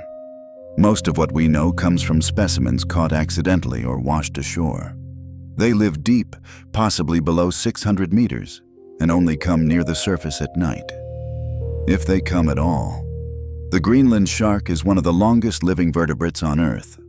Some individuals are estimated to be over 400 years old. They grow slowly, less than 1 centimeter per year. They don't reach sexual maturity until they're over 150 years old. They live in cold, deep waters of the North Atlantic and Arctic, and they feed on almost anything: fish, seals, carrion. They're slow swimmers, but patient hunters. They outlive generations of prey. How do we know a Greenland shark can live 400 years? Scientists use radiocarbon dating of the eye lens. The lens grows throughout the shark's life, adding layers. Measuring the amount of radiocarbon in the lens core, scientists can estimate when the shark was born. Some sharks alive today were born before the Industrial Revolution. They've been swimming through the deep ocean since the 1600s. It's almost incomprehensible. Chimeras, also called ghost sharks, are distant relatives of sharks and rays. They live in deep water, usually below 200 meters. They have large, bulbous heads and long, whip-like tails. Their skin is smooth, without scales, and they have a venomous spine in front of their dorsal fin. They feed on bottom-dwelling invertebrates, crushing shells with their beak-like teeth. Chimeras are ancient. Their lineage splits from sharks over 400 million years ago. They're living links to the distant past. The deep ocean has fossils we can study while they're still alive, organisms that have remained largely unchanged for millions of years. Horseshoe crabs, nautilus, coelacanths.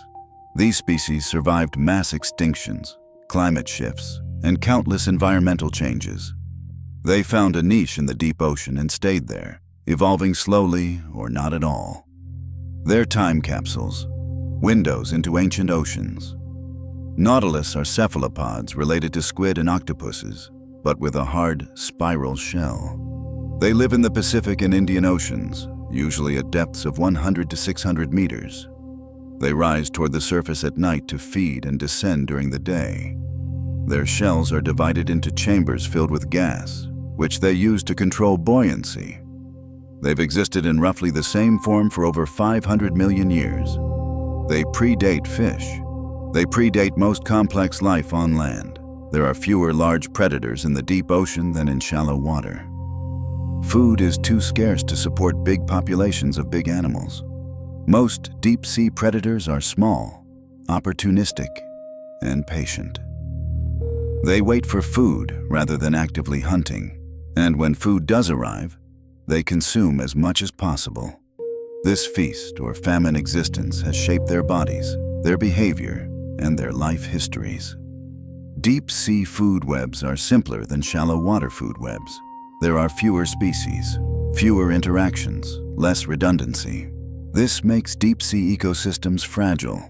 If one key species is removed, the entire system can collapse. There's no backup, no alternative pathways.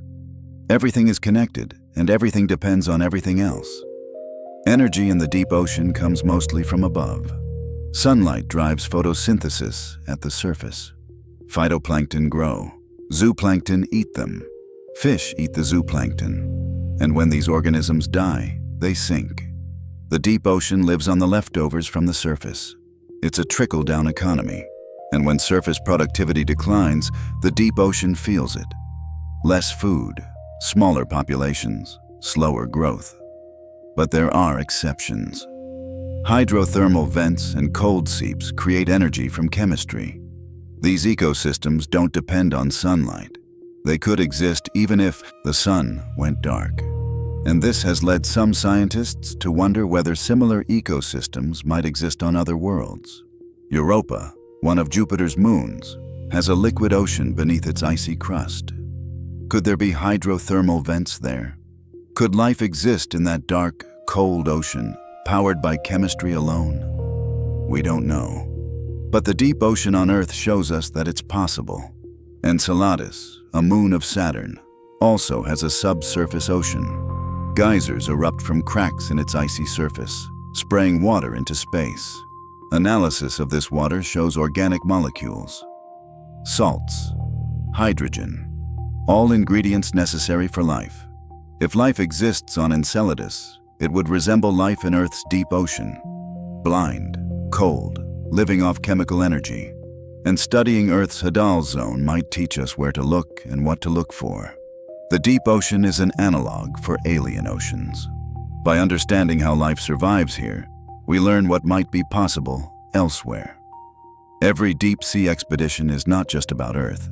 It's about expanding our understanding of life's limits, about testing the boundaries of biology, about preparing for the day when we might find life on another world. Sound travels far in the ocean, but light does not. This has shaped how deep-sea organisms communicate. They use bioluminescent flashes, chemical signals, vibrations, touch. Very few use sound. The ocean is full of noise, low-frequency hums and rumbles from geological processes. But intentional sounds from organisms are rare in the deep. Silence is the default.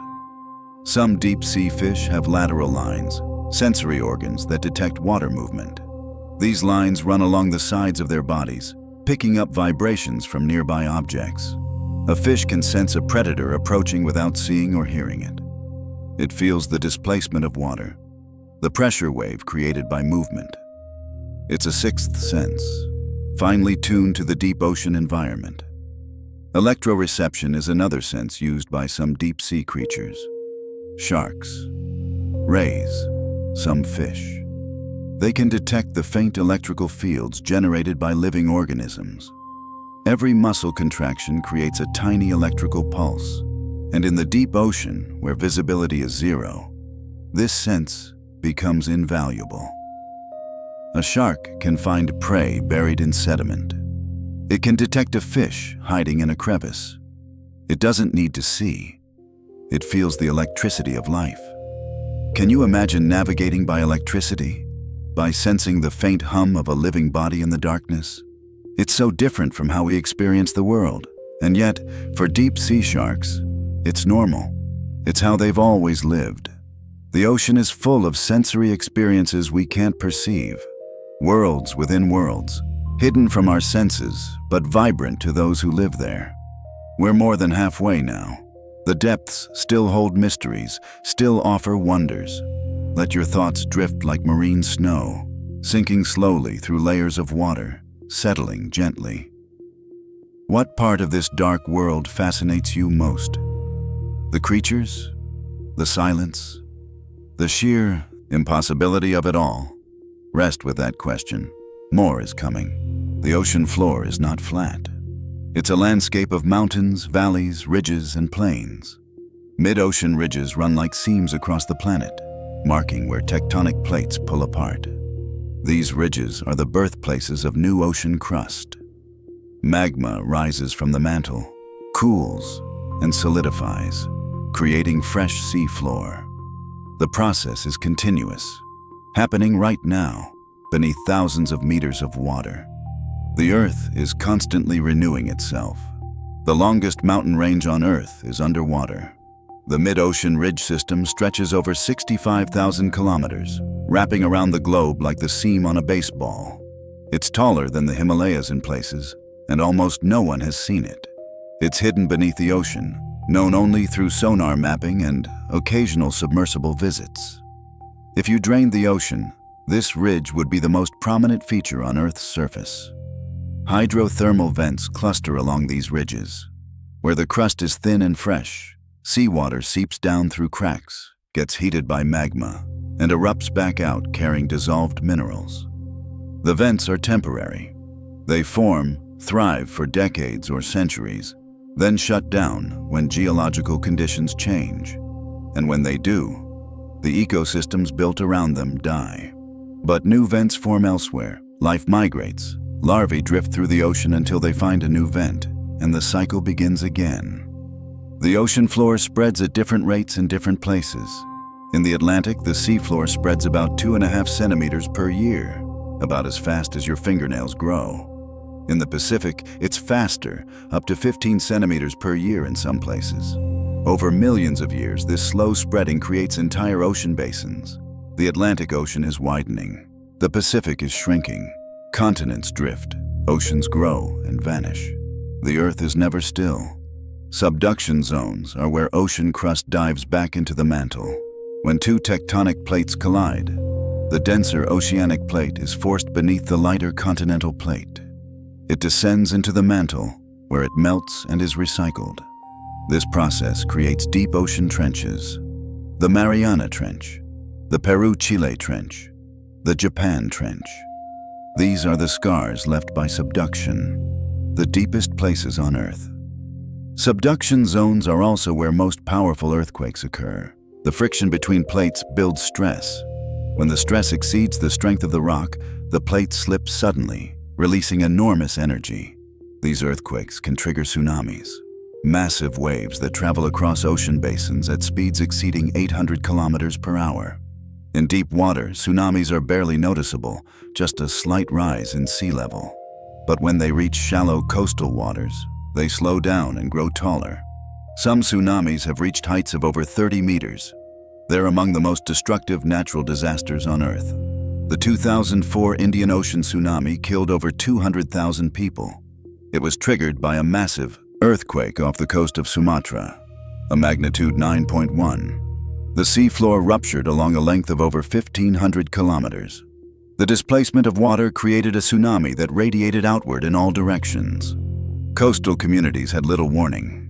Within hours, waves struck coastlines from Indonesia to Somalia. The deep ocean, usually so remote and irrelevant to daily life, suddenly imposed itself on the surface world with devastating force.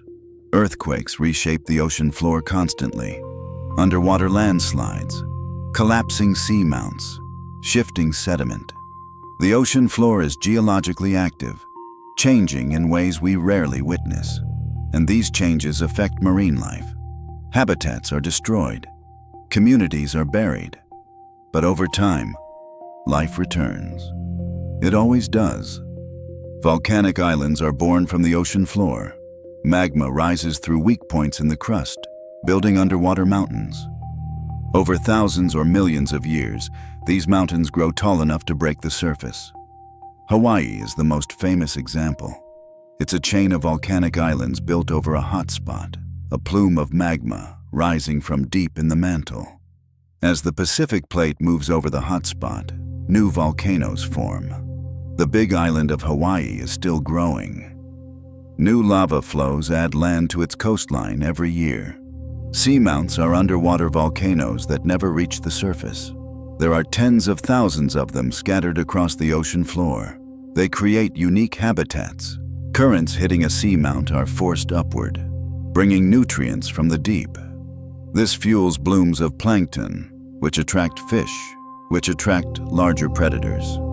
Seamounts are biodiversity hotspots, islands of life in the open ocean. Some seamounts are ancient. They formed millions of years ago and have been slowly eroding ever since. Their tops are flattened, worn smooth by currents and time. These flat-topped seamounts are called guyots. They're remnants of a more geologically active past, now silent and covered in sediment. Coral reefs can form on seamounts, even in deep water. These are not the colorful shallow water reefs most people think of. They're cold water corals, growing slowly in darkness. They don't need sunlight. They filter feed, capturing particles from the water, and they build structures that last for millennia. Some deep-sea coral reefs are thousands of years old, older than human civilizations. Deep-sea mining companies are interested in seamounts. The rocks are rich in cobalt, manganese, and other valuable metals. But mining would destroy the coral reefs, the sponge gardens, the unique ecosystems that exist nowhere else. And because these ecosystems grow so slowly, they would never recover in human timescales. We face a choice: short-term economic gain or long-term ecological preservation. There are underwater caves in the ocean floor. Some are formed by volcanic activity, hollow lava tubes left behind when molten rock drained away.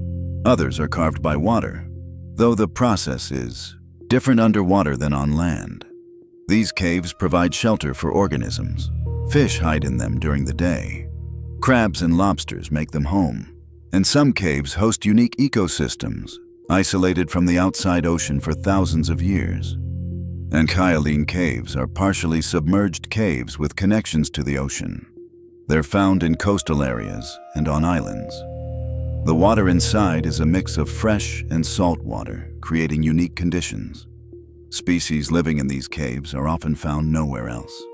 They evolved in isolation, adapting to the darkness and the specific chemistry of the cave water.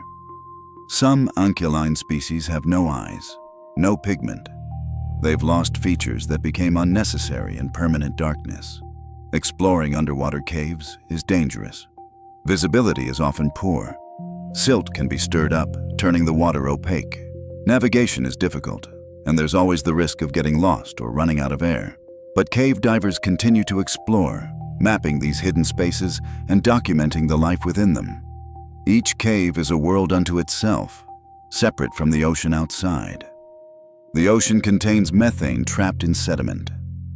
Methane hydrates, also called methane ice, form when methane gas combines with water under high pressure and low temperature. They exist in seafloor sediment around the world, especially near continental margins. The total amount of methane locked in hydrates is staggering. Some estimates suggest more carbon is stored in methane hydrates than in all fossil fuels combined. But methane hydrates are unstable.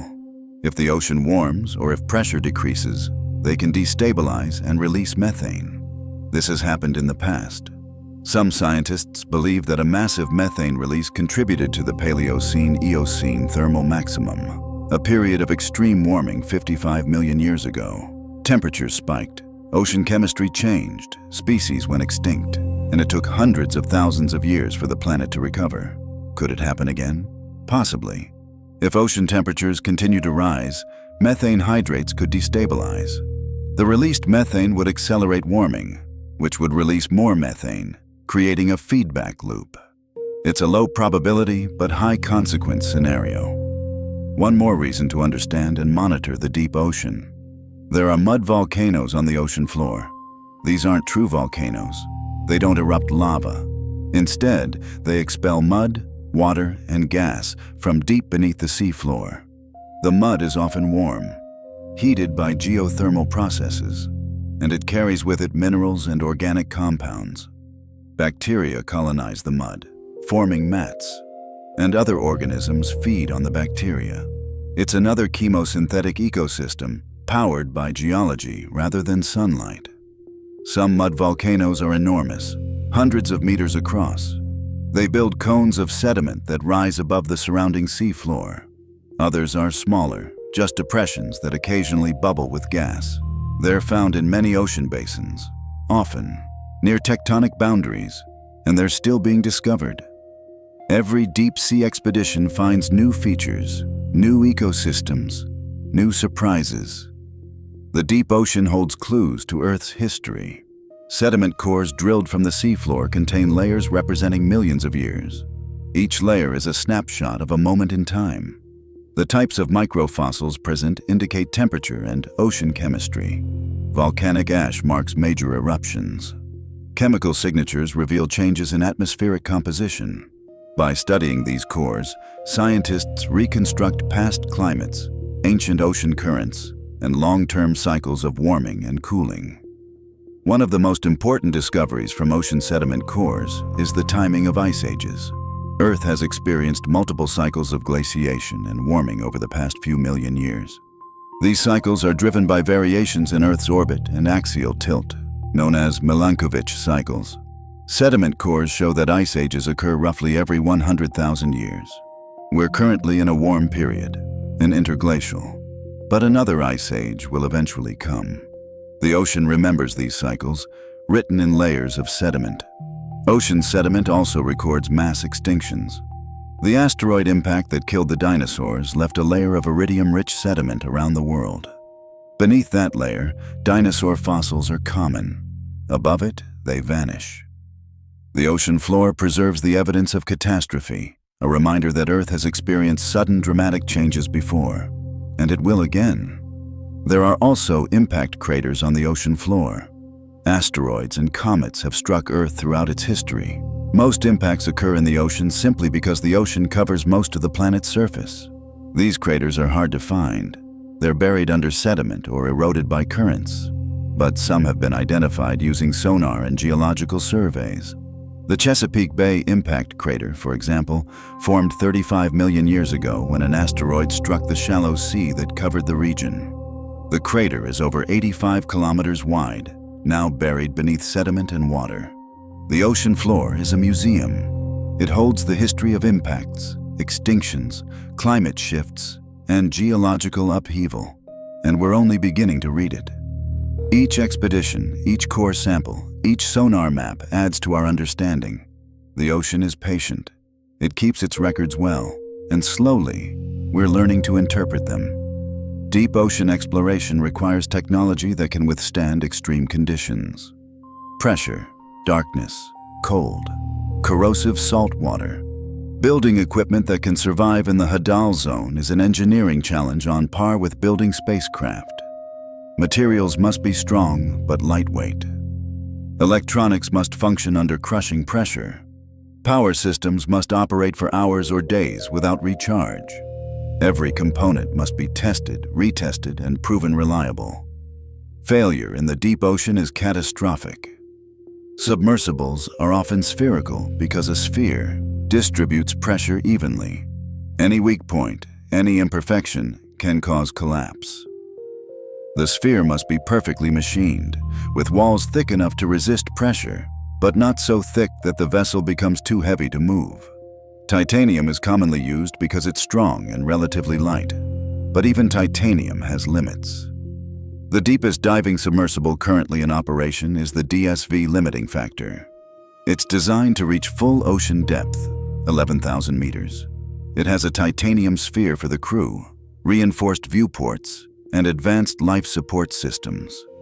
It can stay submerged for up to 16 hours, and it has completed dives to the deepest point in every ocean: the Atlantic, the Pacific, the Indian, the Southern, the Arctic. It's proven that repeated dives to extreme depth are possible, but each dive is still a risk. Remotely operated vehicles don't carry people, which reduces risk, but they face their own challenges. Tethers can break. Electronics can fail. Navigation is difficult without GPS, which doesn't work underwater. ROVs rely on acoustic positioning systems, using sound to triangulate their location. But sound travels differently at different depths and temperatures. Positioning errors can accumulate. An ROV might think it's in one place when it's actually hundreds of meters away. Autonomous underwater vehicles navigate without tethers or human control. They follow pre-programmed missions, diving to specified depths, mapping designated areas, collecting samples. When the mission is complete, they surface and transmit data. AUVs are becoming more sophisticated, using artificial intelligence to make decisions in real time. If an obstacle is detected, the AUV reroutes. If something interesting is found, the AUV investigates. They're becoming partners in exploration, not just tools. Imaging in the deep ocean is difficult. Cameras need bright lights, but lights create problems. They attract organisms, changing behavior. They produce heat, which can affect sensitive equipment, and they illuminate only a small area. Most of the ocean remains in darkness, just beyond the edge of the light. Video from deep sea dives often shows a small circle of illumination surrounded by impenetrable black. It's like walking through a vast room with a flashlight. You see only what's directly in front of you. Everything else is hidden. Sonar allows mapping without light. Sound waves bounce off objects and return as echoes. By measuring the time it takes for echoes to return, sonar builds a picture of the sea floor.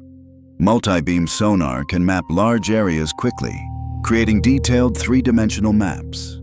These maps reveal underwater mountains, valleys, trenches, and features we never knew existed.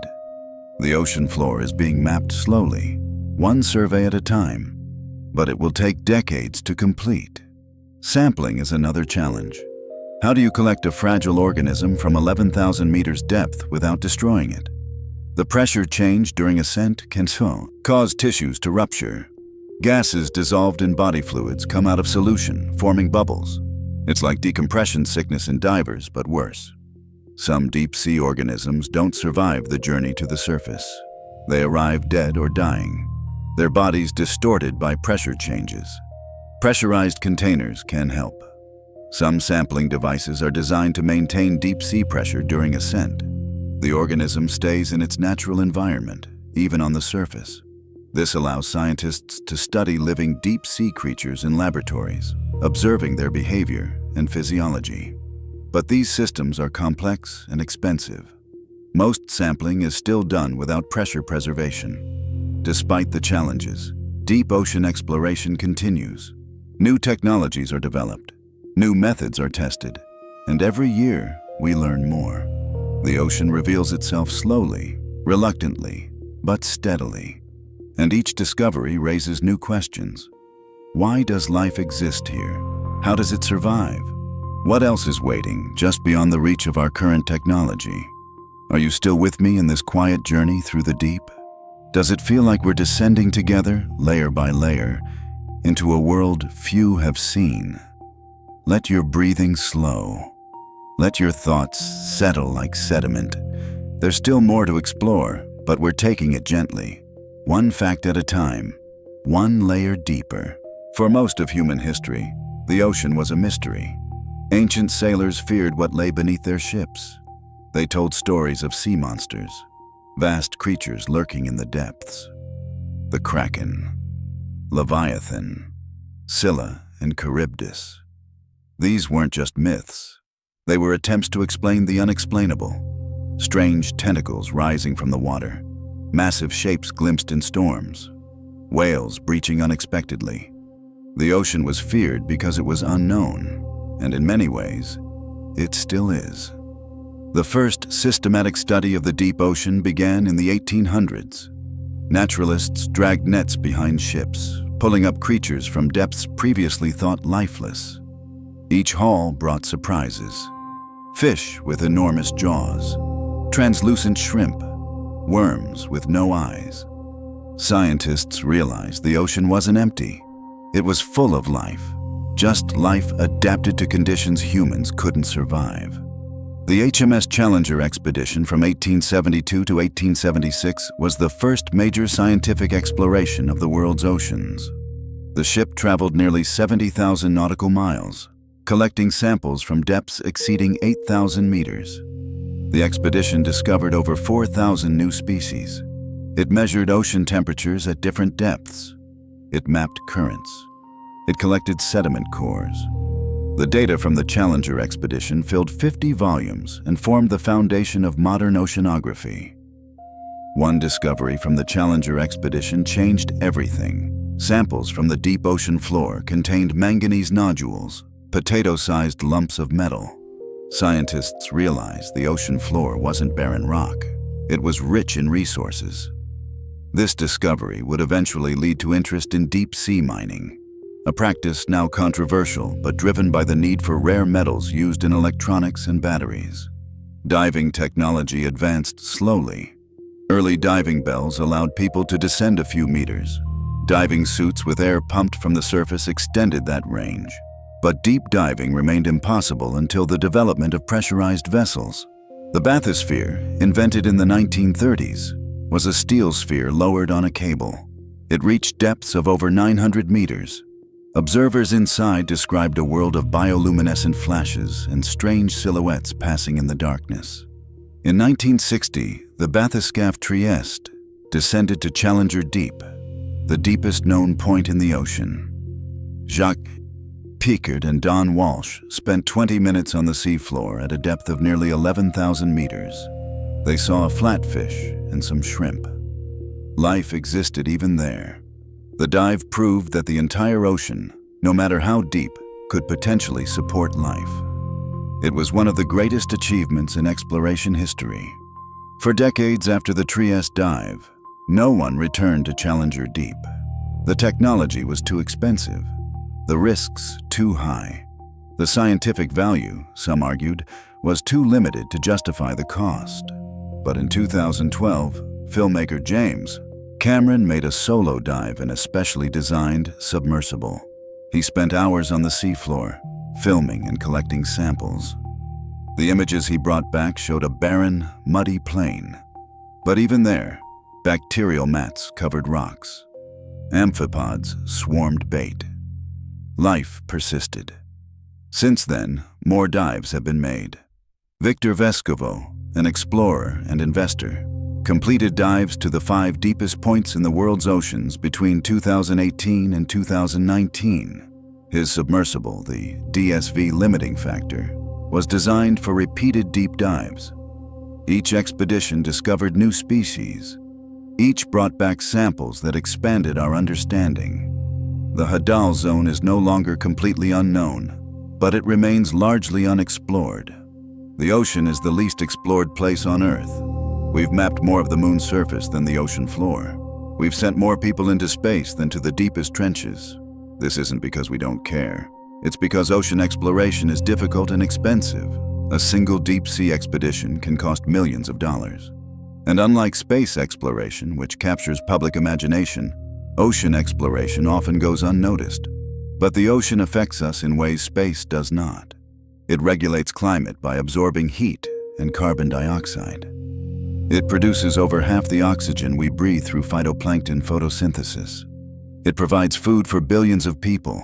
It drives weather patterns through evaporation and heat distribution. The ocean is essential to life on Earth, and we've barely begun to understand it. Phytoplankton are microscopic organisms that drift near the ocean's surface. They're photosynthetic, using sunlight to convert carbon dioxide and nutrients into organic matter. They're the base of the ocean food web. Everything else, directly or indirectly, depends on them. And they produce oxygen as a byproduct. More oxygen than all the world's forests combined. Every second breath you take comes from the ocean. But phytoplankton are sensitive to changes in ocean temperature and chemistry. Warming water can reduce nutrient availability. Ocean acidification affects their ability to build shells and skeletons. If phytoplankton populations decline, the entire ocean ecosystem suffers, and the oxygen production that billions of organisms depend on decreases. The health of phytoplankton is the health of the planet. Zooplankton are tiny animals that feed on phytoplankton. Copepods, krill, larval fish. They drift through the water, consuming plant plankton and being consumed in turn by larger animals. Zooplankton perform a daily migration, one of the largest movements of biomass on Earth. At night, they rise to the surface to feed. During the day, they descend to deeper water to avoid predators. Billions of tons of zooplankton moving up and down every single day. This vertical migration transports carbon from the surface to the deep. Zooplankton feed at the surface, absorbing carbon fixed by phytoplankton. Then they descend and excrete waste, which sinks further. Some of this carbon reaches the deep ocean floor, where it's buried in sediment. This biological pump removes carbon from the atmosphere and stores it in the ocean. It's been operating for millions of years, regulating Earth's climate without any human intervention. Krill are among the most important zooplankton. They're small shrimp-like crustaceans, usually just a few centimeters long. but they exist in enormous numbers. In the Southern Ocean around Antarctica, krill swarms can be so dense they turn the water pink. These swarms can contain millions of tons of krill, and they feed whales, seals, penguins, and fish. Krill are a keystone species. Without them, Antarctic ecosystems would collapse. Climate change is affecting krill populations. Sea ice is declining in the Antarctic. Krill larvae depend on algae that grow on the underside of sea ice.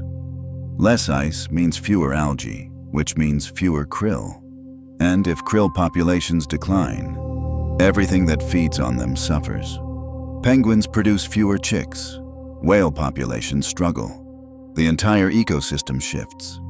It's a cascading effect, starting with tiny changes in ocean temperature and ice cover.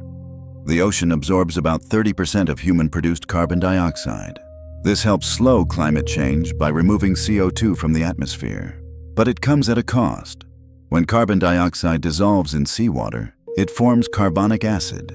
This lowers the ocean's pH, making it more acidic. Since the Industrial Revolution, ocean pH has dropped by about 0.1 units. That doesn't sound like much, but it represents a 30% increase in acidity. Ocean acidification affects organisms that build shells and skeletons from calcium carbonate. Corals, mollusks, some plankton. In more acidic water, calcium carbonate dissolves more easily. Organisms must expend more energy to build and maintain their structures. Some species are already showing thinner shells. Some coral reefs are growing more slowly. And if acidification continues, some organisms may not be able to build shells at all. The impacts ripple through the food web. If shell-building plankton decline, the fish that eat them have less food. The fish that eat those fish have less food. And so on. Ocean acidification doesn't just affect individual species, it destabilizes entire ecosystems. And because the ocean is interconnected, changes in one region eventually affect others. Coral reefs are among the most biodiverse ecosystems on Earth. They cover less than 1% of the ocean floor, but support about 25% of marine species. Fish, invertebrates, algae, sponges. Millions of species depend on coral reefs for habitat, food, and breeding grounds. And reefs protect coastlines from storms, buffering wave energy and reducing erosion. But coral reefs are dying. Rising ocean temperatures cause coral bleaching. Corals have a symbiotic relationship with algae called zooxanthellae. The algae live inside coral tissues, providing nutrients through photosynthesis. In return, the coral provides shelter. But when water gets too warm, corals expel the algae. Without them, the coral turns white, bleached. It can survive for a while on stored nutrients, but if temperatures don't drop, the coral starves and dies. Mass bleaching events are becoming more frequent. The Great Barrier Reef, the largest coral reef system in the world, has experienced multiple severe bleaching events in recent years. Large sections have died. Recovery is possible, but it takes decades. And if bleaching events occur every few years, there's no time to recover. The reef slowly degrades, losing diversity and structure. What remains is a ghost reef, bleached skeletons covered in algae. Deep-sea corals are not immune to these changes. They don't bleach because they don't host symbiotic algae, but they're affected by ocean acidification and warming. And because they grow so slowly, damage to deep-sea coral reefs is essentially permanent on human timescales. Once destroyed, they're gone. The biodiversity they supported is lost. The habitats they created disappear. There's a term in ecology called shifting baseline syndrome. It describes how each generation perceives the environment they grew up in as normal, even if it's degraded compared to previous generations. Fishermen today think current fish populations are normal, but their grandparents remember when fish were far more abundant. Each generation accepts a diminished state as the baseline. And over time, we forget what healthy ecosystems looked like. The ocean has experienced this. Fish populations have crashed. Coral reefs have declined. Kelp forests have shrunk. But because these changes happened gradually over decades, they're easy to overlook. We adapt. We adjust our expectations. And we forget what we've lost. Breaking this cycle requires conscious effort. We must remember what the ocean was and work toward restoring it to health. There are success stories. Marine protected areas, where fishing and development are restricted, have shown that ecosystems can recover. Fish populations rebound. Coral reefs regrow. Biodiversity increases. It takes time, often decades, but it works. The ocean is resilient. Given a chance, it heals itself. Some countries have created enormous marine reserves. The Pacific Remote Islands Marine National Monument, established by the United States, protects over 1 million square kilometers of ocean. Fishing is banned. Mining is prohibited. The area is largely left alone, and the results have been remarkable. Fish populations in the reserve are denser and larger than in surrounding waters. Sharks, which are heavily fished elsewhere, are abundant. The reserve is a glimpse of what the ocean could be if given space to thrive. But marine reserves are controversial. Fishing communities depend on ocean resources. Restricting access can threaten livelihoods. Finding balance between conservation and use is difficult. Some argue for sustainable fishing practices instead of outright bans. Others believe only complete protection will allow ecosystems to recover fully. There's no easy answer. But doing nothing is not an option. The ocean connects us all. Currents carry water, heat, and nutrients across the globe. What happens in one ocean affects others. Pollution released in one region can travel thousands of kilometers. Overfishing in one area impacts migratory species that travel across entire oceans. Climate change affects every sea, every coast, every ecosystem. The ocean is a global commons. It belongs to no one and everyone. There are international agreements governing the ocean. The United Nations Convention on the Law of the Sea, treaties protecting whales, agreements to reduce ship pollution. But enforcement is weak. Many countries don't follow the rules. Illegal fishing continues. Dumping persists. The ocean is vast, and monitoring is difficult. Violators often go unpunished. Some are calling for the ocean to have legal rights, to be recognized as an entity with intrinsic value, not just a resource to exploit. New Zealand has granted legal personhood to rivers. Could the ocean be next? It's a philosophical and legal question, but it reflects a growing recognition that the ocean is more than property. It's a living system deserving of protection. Indigenous cultures have long recognized the ocean's importance. Many coastal communities view the ocean as sacred. They fish sustainably, taking only what they need. They pass down knowledge of tides, currents, and marine life through generations. These communities often have the deepest understanding of local ocean ecosystems, and they're among the first to notice changes. Fishermen report shifts in fish migration patterns. Divers observe coral bleaching before scientists document it. Traditional ecological knowledge is valuable, should be respected and integrated into conservation efforts. The ocean is patient. It doesn't demand immediate action. It continues its cycles, absorbing heat, producing oxygen, supporting life. But its capacity is not infinite. There are limits, and we're approaching them. The question is whether we'll recognize those limits before we cross them. Whether we'll act with foresight or react to crisis. The ocean has given us everything. The least we can do is protect it. Can you feel the weight of that? Not the crushing pressure of the deep, but the quiet responsibility we carry? The ocean asks nothing, yet it gives endlessly. Think about that as your thoughts grow soft and your breathing deepens. We're nearing the end now, just a little further to go. The ocean is older than the continents.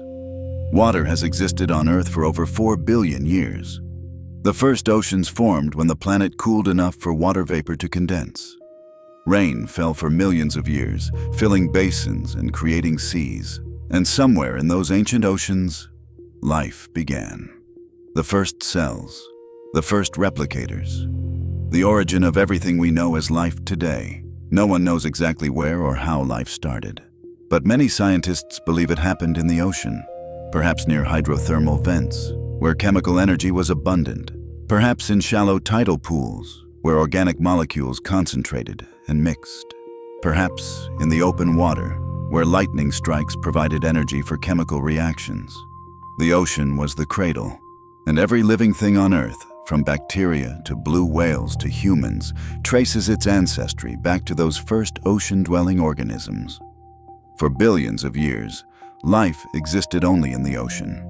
The land was barren, sterile, baked by ultraviolet radiation. There was no ozone layer to block UV light, no plants to produce oxygen. The atmosphere was toxic, filled with carbon dioxide and methane. Life stayed in the water, protected by the ocean's depth.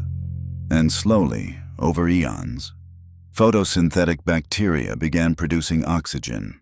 This oxygen accumulated in the atmosphere, eventually forming the ozone layer. Only then could life colonize land. The transition from ocean to land was one of the most important events in Earth's history. Around 450 million years ago, plants began growing along shorelines. Insects followed. Then amphibians, evolving from fish that could breathe air and walk on fins. These early land dwellers still depended on water. They returned to the ocean or fresh water to reproduce.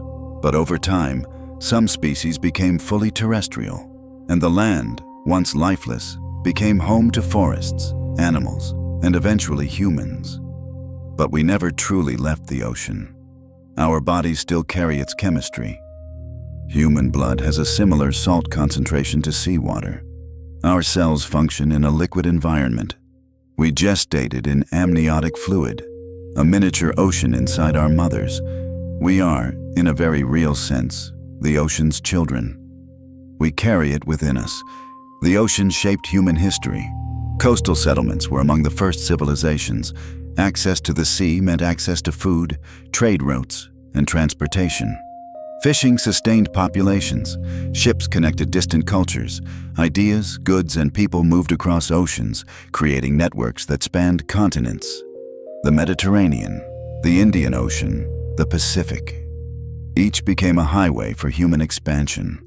Polynesian navigators crossed the Pacific without instruments, using only their knowledge of stars, currents, and wave patterns. They settled islands thousands of kilometers apart, creating one of the most impressive feats of ocean exploration in history.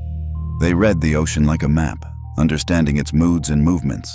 Their knowledge was passed down through oral tradition, refined over generations. And it worked. They reached nearly every habitable island in the Pacific. The age of European exploration brought ships across the Atlantic and around Africa to Asia. These voyages were driven by commerce and curiosity, spices, gold, new lands.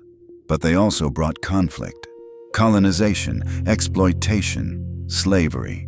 The ocean connected the world, but it also facilitated some of humanity's darkest chapters. Ships carried enslaved people across the Atlantic in horrific conditions. Millions died in transit. The ocean witnessed these atrocities, silent and indifferent. Today, the ocean remains central to global trade. Over 90% of goods are transported by ship. Electronics, clothing, food, fuel. Nearly everything in your home traveled by sea at some point. Massive container ships, some longer than 3 football fields, carry thousands of tons of cargo across oceans. The global economy depends on these ships. If ocean shipping stopped, supply chains would collapse within days. But shipping has environmental costs. Ships burn heavy fuel oil, releasing sulfur dioxide, nitrogen oxides, and carbon dioxide. Shipping accounts for about 3% of global greenhouse gas emissions. Efforts are underway to develop cleaner technologies. Electric ships, hydrogen fuel cells, wind-assisted propulsion. But change is slow. The shipping industry is massive and resistant to quick transitions. Ships also introduce invasive species. Ballast water, used to stabilize ships, is taken on in one port and discharged in another. The water contains organisms from the original location: fish larvae, plankton, crustaceans. When released in a new environment, some of these organisms thrive, outcompeting native species. The zebra mussel, native to Eastern Europe, spread to North America through ballast water. It now clogs water intake pipes and disrupts ecosystems across the Great Lakes and beyond. Noise pollution is another issue. The ocean is not silent. Ships, sonar, seismic surveys, and underwater construction create constant noise. Whales and dolphins rely on sound to communicate, navigate, and find food. Excessive noise interferes with these activities. Some whales have been found stranded on beaches, possibly disoriented by sonar. The ocean is getting louder, and marine life is struggling to adapt. Military sonar is particularly harmful. It uses intense sound pulses to detect submarines. These pulses can travel hundreds of kilometers. Marine mammals exposed to military sonar sometimes beach themselves, suffering from internal injuries caused by rapid pressure changes. There have been mass strandings coinciding with naval exercises. The connection is clear, but military activities often take precedence over environmental concerns. Fishing has shaped the ocean in profound ways. Humans have fished for thousands of years. Initially, fishing was small-scale. Coastal communities caught what they needed to survive, but industrialization changed everything.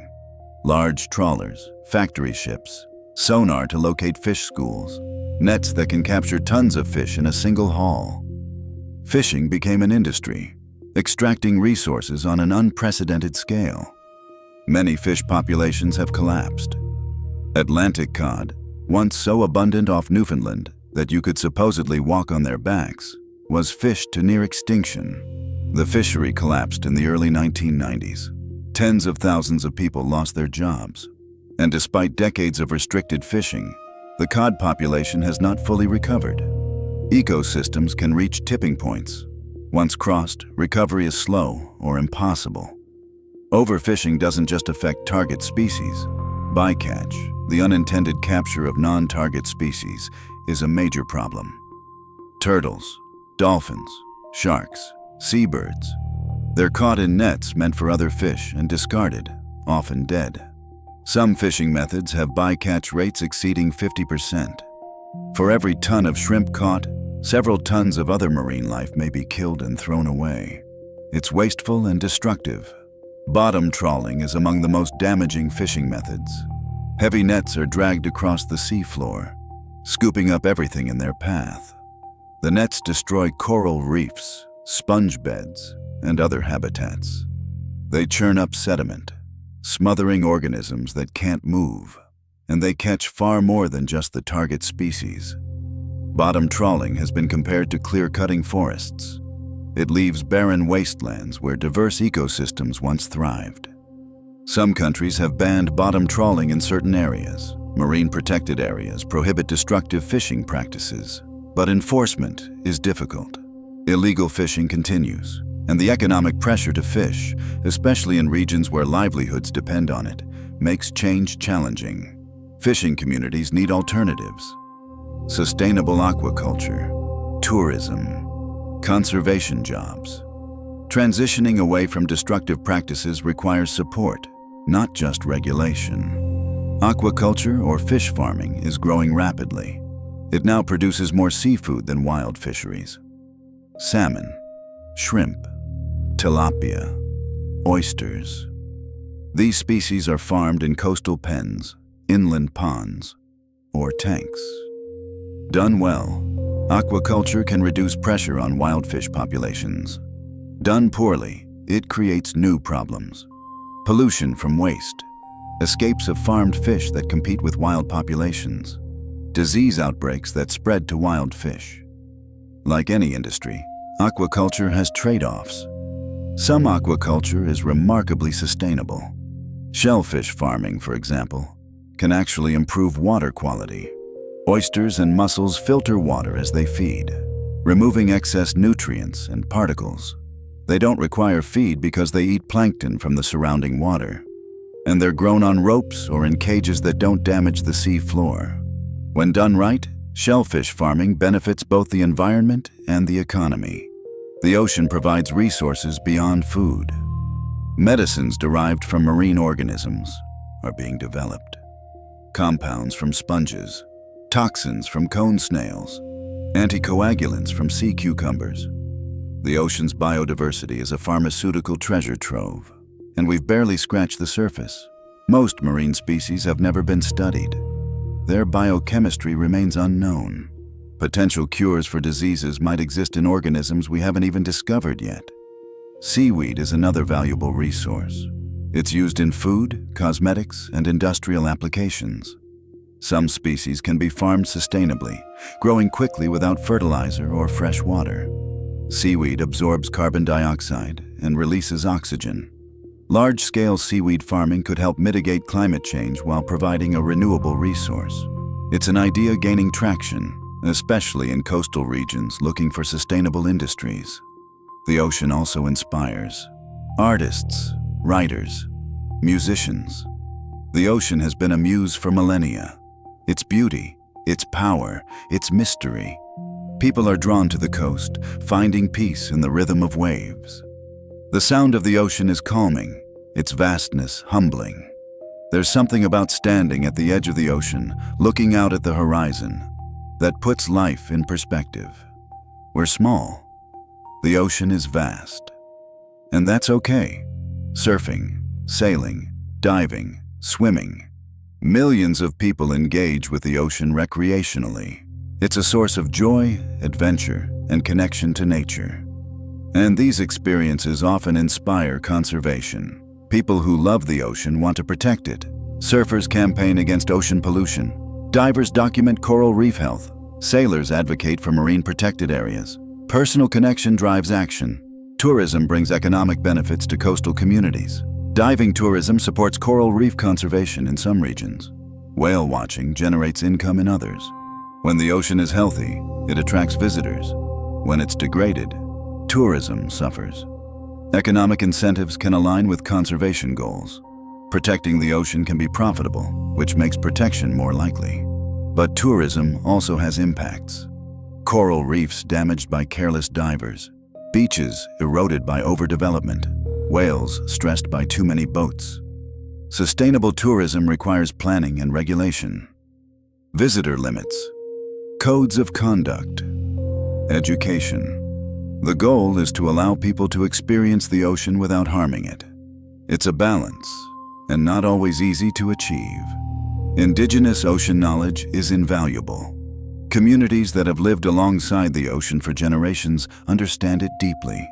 They know when fish migrate, where currents flow, how weather patterns change. This knowledge, often dismissed by Western science, is being recognized as essential. Traditional practices are often sustainable. They've worked for centuries, and they offer lessons for modern conservation. The ocean connects all of us. Whether you live on the coast or 1,000 kilometers inland, the ocean affects you. It regulates your climate. It produces oxygen you breathe. It provides food you eat. It influences weather patterns that determine if your region is wet or dry. The ocean is not distant or separate. It's part of the system that keeps Earth habitable. And what we do to the ocean, we ultimately do to ourselves. There's a concept called ocean literacy, the understanding of the ocean's influence on you and your influence on the ocean. Most people know very little about the ocean, where their seafood comes from, how ocean currents work, why the ocean matters. Education is the first step toward change. When people understand the ocean, they care about it. And when they care, they act. Schools are beginning to teach ocean science more comprehensively. Students learn about marine ecosystems, ocean chemistry, human impacts. Some programs include field trips to the coast or virtual reality experiences that simulate deep sea dives. The goal is to create a generation that understands the ocean and values it, because today's children will make the decisions that determine the ocean's future. Citizen science is growing. Non-scientists contribute to ocean research by collecting data, water quality measurements, fish counts, beach cleanup tallies. This data helps scientists track changes over time and across large areas. And it engages the public. People who participate in citizen science feel connected to the research. They see how their contributions matter. It's empowering. The ocean is resilient, but it's not invincible. It has limits. We're testing those limits, and the question is whether we'll recognize when we're approaching them, whether we'll pull back or push through. The ocean will survive. It's survived asteroid impacts, ice ages, and mass extinctions. But the ocean we depend on, the one that supports coral reefs and fish populations and stable climate, that ocean is fragile. We can lose it without losing the ocean itself. Are you still here, drifting with me through these thoughts? Can you picture the ocean now, not just as a body of water, but as a living system, ancient and essential? Let yourself rest with that image. One more part to go, one more layer of understanding, and then sleep. We've traveled far tonight, from the sunlit surface down through the twilight zone, past the midnight zone into the abyss, all the way to the Hadal zone where pressure is crushing and darkness is absolute. And throughout this journey, we've found life, always life, in every corner, every depth, every impossible place. The ocean is not empty. It's full of wonders we're only beginning to understand. The ocean is patient. It doesn't rush. It's been here for billions of years, and it will be here for billions more.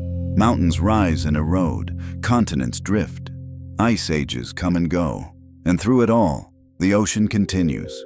It cycles water through rain and rivers. It absorbs heat and releases it slowly. It moderates Earth's climate without asking for recognition or reward. The ocean simply exists, vast and steady. There are places in the ocean no human has ever seen.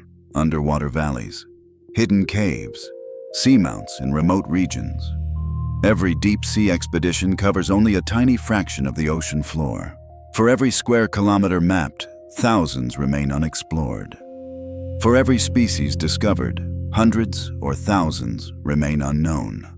The ocean holds secrets we haven't even thought to ask about. Future exploration will use new technologies. Smaller, cheaper submersibles. Swarms of autonomous vehicles working together. Artificial intelligence analyzing vast data sets. Genetic sequencing revealing organisms we can't see with the naked eye. The pace of discovery will accelerate. And with each discovery, our understanding deepens. We're entering an era where the ocean's mysteries will finally begin to yield their answers. But technology alone isn't enough. We need curiosity. We need funding. We need public support. Ocean exploration competes with other priorities: space programs, medical research, infrastructure, all important, all deserving. But the ocean should not be forgotten. It's too important, too vast, too full of potential. We need explorers willing to descend into the abyss. Scientists willing to spend years studying organisms most people will never see. Storytellers willing to share what's discovered. Because if people don't know about the ocean, they won't care about it. And if they don't care, they won't protect it. The deep ocean might seem distant, irrelevant to daily life, but it's not. Every breath you take is influenced by the ocean. Every stable climate pattern, every rainstorm. The ocean and the atmosphere are coupled. They drive each other. And changes in one affect the other. We can't separate ourselves from the ocean. We're part of the same system, the same planet, the same story. There's a photograph called Earthrise, taken by Apollo astronauts in 1968. It shows Earth rising above the moon's horizon, a small blue and white sphere floating in the blackness of space, fragile, alone, and mostly blue. Because Earth is an ocean planet, 71% of its surface is water. From space, the ocean is the most prominent feature, the defining characteristic. We don't live on Earth, we live on ocean. That perspective matters. When you see Earth from space, borders disappear. Nations blur. Conflicts seem small. What remains is one world, one ocean, one interconnected system, and the realization that we're all in this together. The ocean doesn't belong to any one country. It's a global commons, and protecting it requires global cooperation. Some believe the ocean's greatest value is what we can extract from it. Fish, minerals, oil, resources to fuel economies and feed populations. Others believe its greatest value is intrinsic. The ocean is valuable simply because it exists, because it's home to millions of species, because it's beautiful, because it's ancient and mysterious. These perspectives don't have to conflict. We can use the ocean responsibly while also protecting it. Sustainable fishing, regulated mining, protected areas where ecosystems can thrive undisturbed. It's possible. It just requires will. The ocean's future depends on choices made today. Do we continue exploiting without limits? Or do we shift toward stewardship? Do we prioritize short-term gain or long-term health? These aren't easy questions. People depend on ocean resources for survival. Livelihoods are at stake, but so is the ocean itself. Finding balance is the challenge of our time. Children born today will live to see the 22nd century. What ocean will they inherit? One still full of life and wonder, or one depleted, acidified, warming? The trajectory we're on isn't encouraging, but it's not set in stone. We can change course. We've done it before. When the ozone layer was damaged, nations came together and banned the chemicals responsible. The ozone layer is recovering. It proves that global cooperation, when motivated by clear threats, can succeed. The ocean faces clear threats: overfishing, pollution, climate change, acidification, habitat destruction. But awareness is growing. More people care about the ocean now than ever before. Movements to reduce plastic use, campaigns to create marine reserves, efforts to transition to renewable energy. These are signs of hope. Small steps, but steps nonetheless. Some envision a future where humanity has a different relationship with the ocean, where we farm fish sustainably, where we harvest energy from waves and tides, where we extract resources without destruction, where we explore the deep not to conquer, but to understand, where the ocean is respected, not just as a resource, but as a living system deserving of care. That future is possible, but it requires vision and commitment. The ocean is full of extremes. The hottest water on Earth erupts from hydrothermal vents. The coldest water exists beneath polar ice. The highest mountains are underwater. The deepest valleys are trenches, the fastest currents, the slowest migrations, the oldest organisms, the newest discoveries, all in the ocean. It's a world of superlatives, a place that defies our expectations at every turn. And yet, for all its extremes, the ocean is also a place of quiet constancy. The slow fall of marine snow, the patient crawl of sea cucumbers, the endless drift of currents. The ocean operates on timescales that dwarf human lifespans. What seems permanent to us, a coral reef or a kelp forest, is temporary to the ocean. And what seems temporary to us, a single human life, is utterly fleeting. The ocean reminds us of our smallness, and there's comfort in that.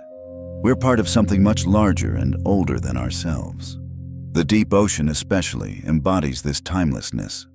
Nothing changes quickly there. The temperature has been stable for millions of years. The darkness has been absolute for longer. Organisms live slow, patient lives, reproducing rarely, growing incrementally. A deep-sea coral might add 1 millimeter of growth per year. A Greenland shark might not reproduce until it's 150 years old. Time, in the deep, is measured differently. And there's something peaceful about that. A reminder that not everything needs to be fast, urgent, immediate. Tonight, you've heard about 100 aspects of the deep ocean, 100 facts, mysteries, and wonders. Some might have surprised you. Some might have sparked curiosity. Some might have felt almost too strange to believe, but all of it is real. All of it exists right now beneath the waves, in a world we rarely see, but constantly depend on. The ocean asks nothing of you. It doesn't need your awareness. It doesn't require your protection to continue existing. It will outlast you, outlast your civilization, outlast perhaps even the human species. But if you want the ocean to remain vibrant, healthy, full of the life and wonder we've explored tonight, then it does need something. It needs respect. It needs care. It needs you to remember that what happens on land affects what happens in the sea. That plastic thrown away can end up in the Mariana Trench. That carbon released into the air ends up in the water. That choices made far from the coast still ripple outward, eventually reaching the ocean. You don't have to become an oceanographer or a marine biologist to make a difference. You just have to care, to make small choices that add up, to learn, to share what you've learned, to support efforts to protect the ocean, to remember, when you look at the horizon, that beyond that line is a world as rich and complex as any rainforest or savanna. A world worth preserving. The ocean is the source. It's where life began. It's what regulates climate, produces oxygen, and sustains billions of organisms. It's ancient, powerful, mysterious, and essential. And it's been the backdrop to this entire journey we've taken together tonight. From the surface to the abyss, from light to darkness, from the familiar to the utterly alien. You are connected to the ocean, the water in your body, the oxygen in your lungs, the food on your table, the weather outside, your window, all of it tied, directly or indirectly, to the ocean. You are part of this system, a small part, yes, but a part nonetheless, and that connection, that relationship is worth honoring. As you drift toward sleep now, picture the ocean one last time, not as a place of fear or danger, but as a place of quiet wonder. Imagine the slow descent through darkness, the faint glow of bioluminescence, the strange, elegant forms of creatures adapted to impossible conditions, the stillness, the depth, the ancient, patient existence of life in the abyss. And let that image carry you gently into rest. The ocean will still be there tomorrow, turning its currents, breathing through its plankton, sheltering its creatures, continuing its slow, eternal cycles. It doesn't need you to stay awake thinking about it. It invites you to rest, to let go, to trust that the world continues even when you're not watching. And so, we've reached the end of this journey. 100 facts about the deep ocean. 100 glimpses into a world few ever see. I hope they've given you a sense of wonder, a new appreciation for the ocean and its depths, and perhaps a curiosity that lingers beyond tonight. If you're still awake, if these explorations have helped you unwind or given you a peaceful way to end your day, you might consider liking this video and subscribing to the channel. It helps others find their way here too, one sleepy soul at a time. The ocean is vast. You are small, but you are also remarkable. You're made of the same atoms that drift through the deep, the same water that fills the trenches, the same carbon that cycles through plankton and whales and sediment. You are the ocean, in a different form, conscious, aware, capable of wonder. Sleep well tonight, knowing that beneath the waves, in the cold and the dark and the pressure, life continues. Patient, resilient, endlessly creative. And that you, here on the surface, are part of that same beautiful, improbable story. If you could visit any part of the deep ocean we've explored tonight, where would you go? The Twilight Zone with its bioluminescent creatures, the Hadal trenches where pressure is crushing, the hydrothermal vents where life thrives on chemistry alone. Think about it as you drift. Let your mind wander through the depths one last time. Good night, and may you dream softly of oceans, endless and deep.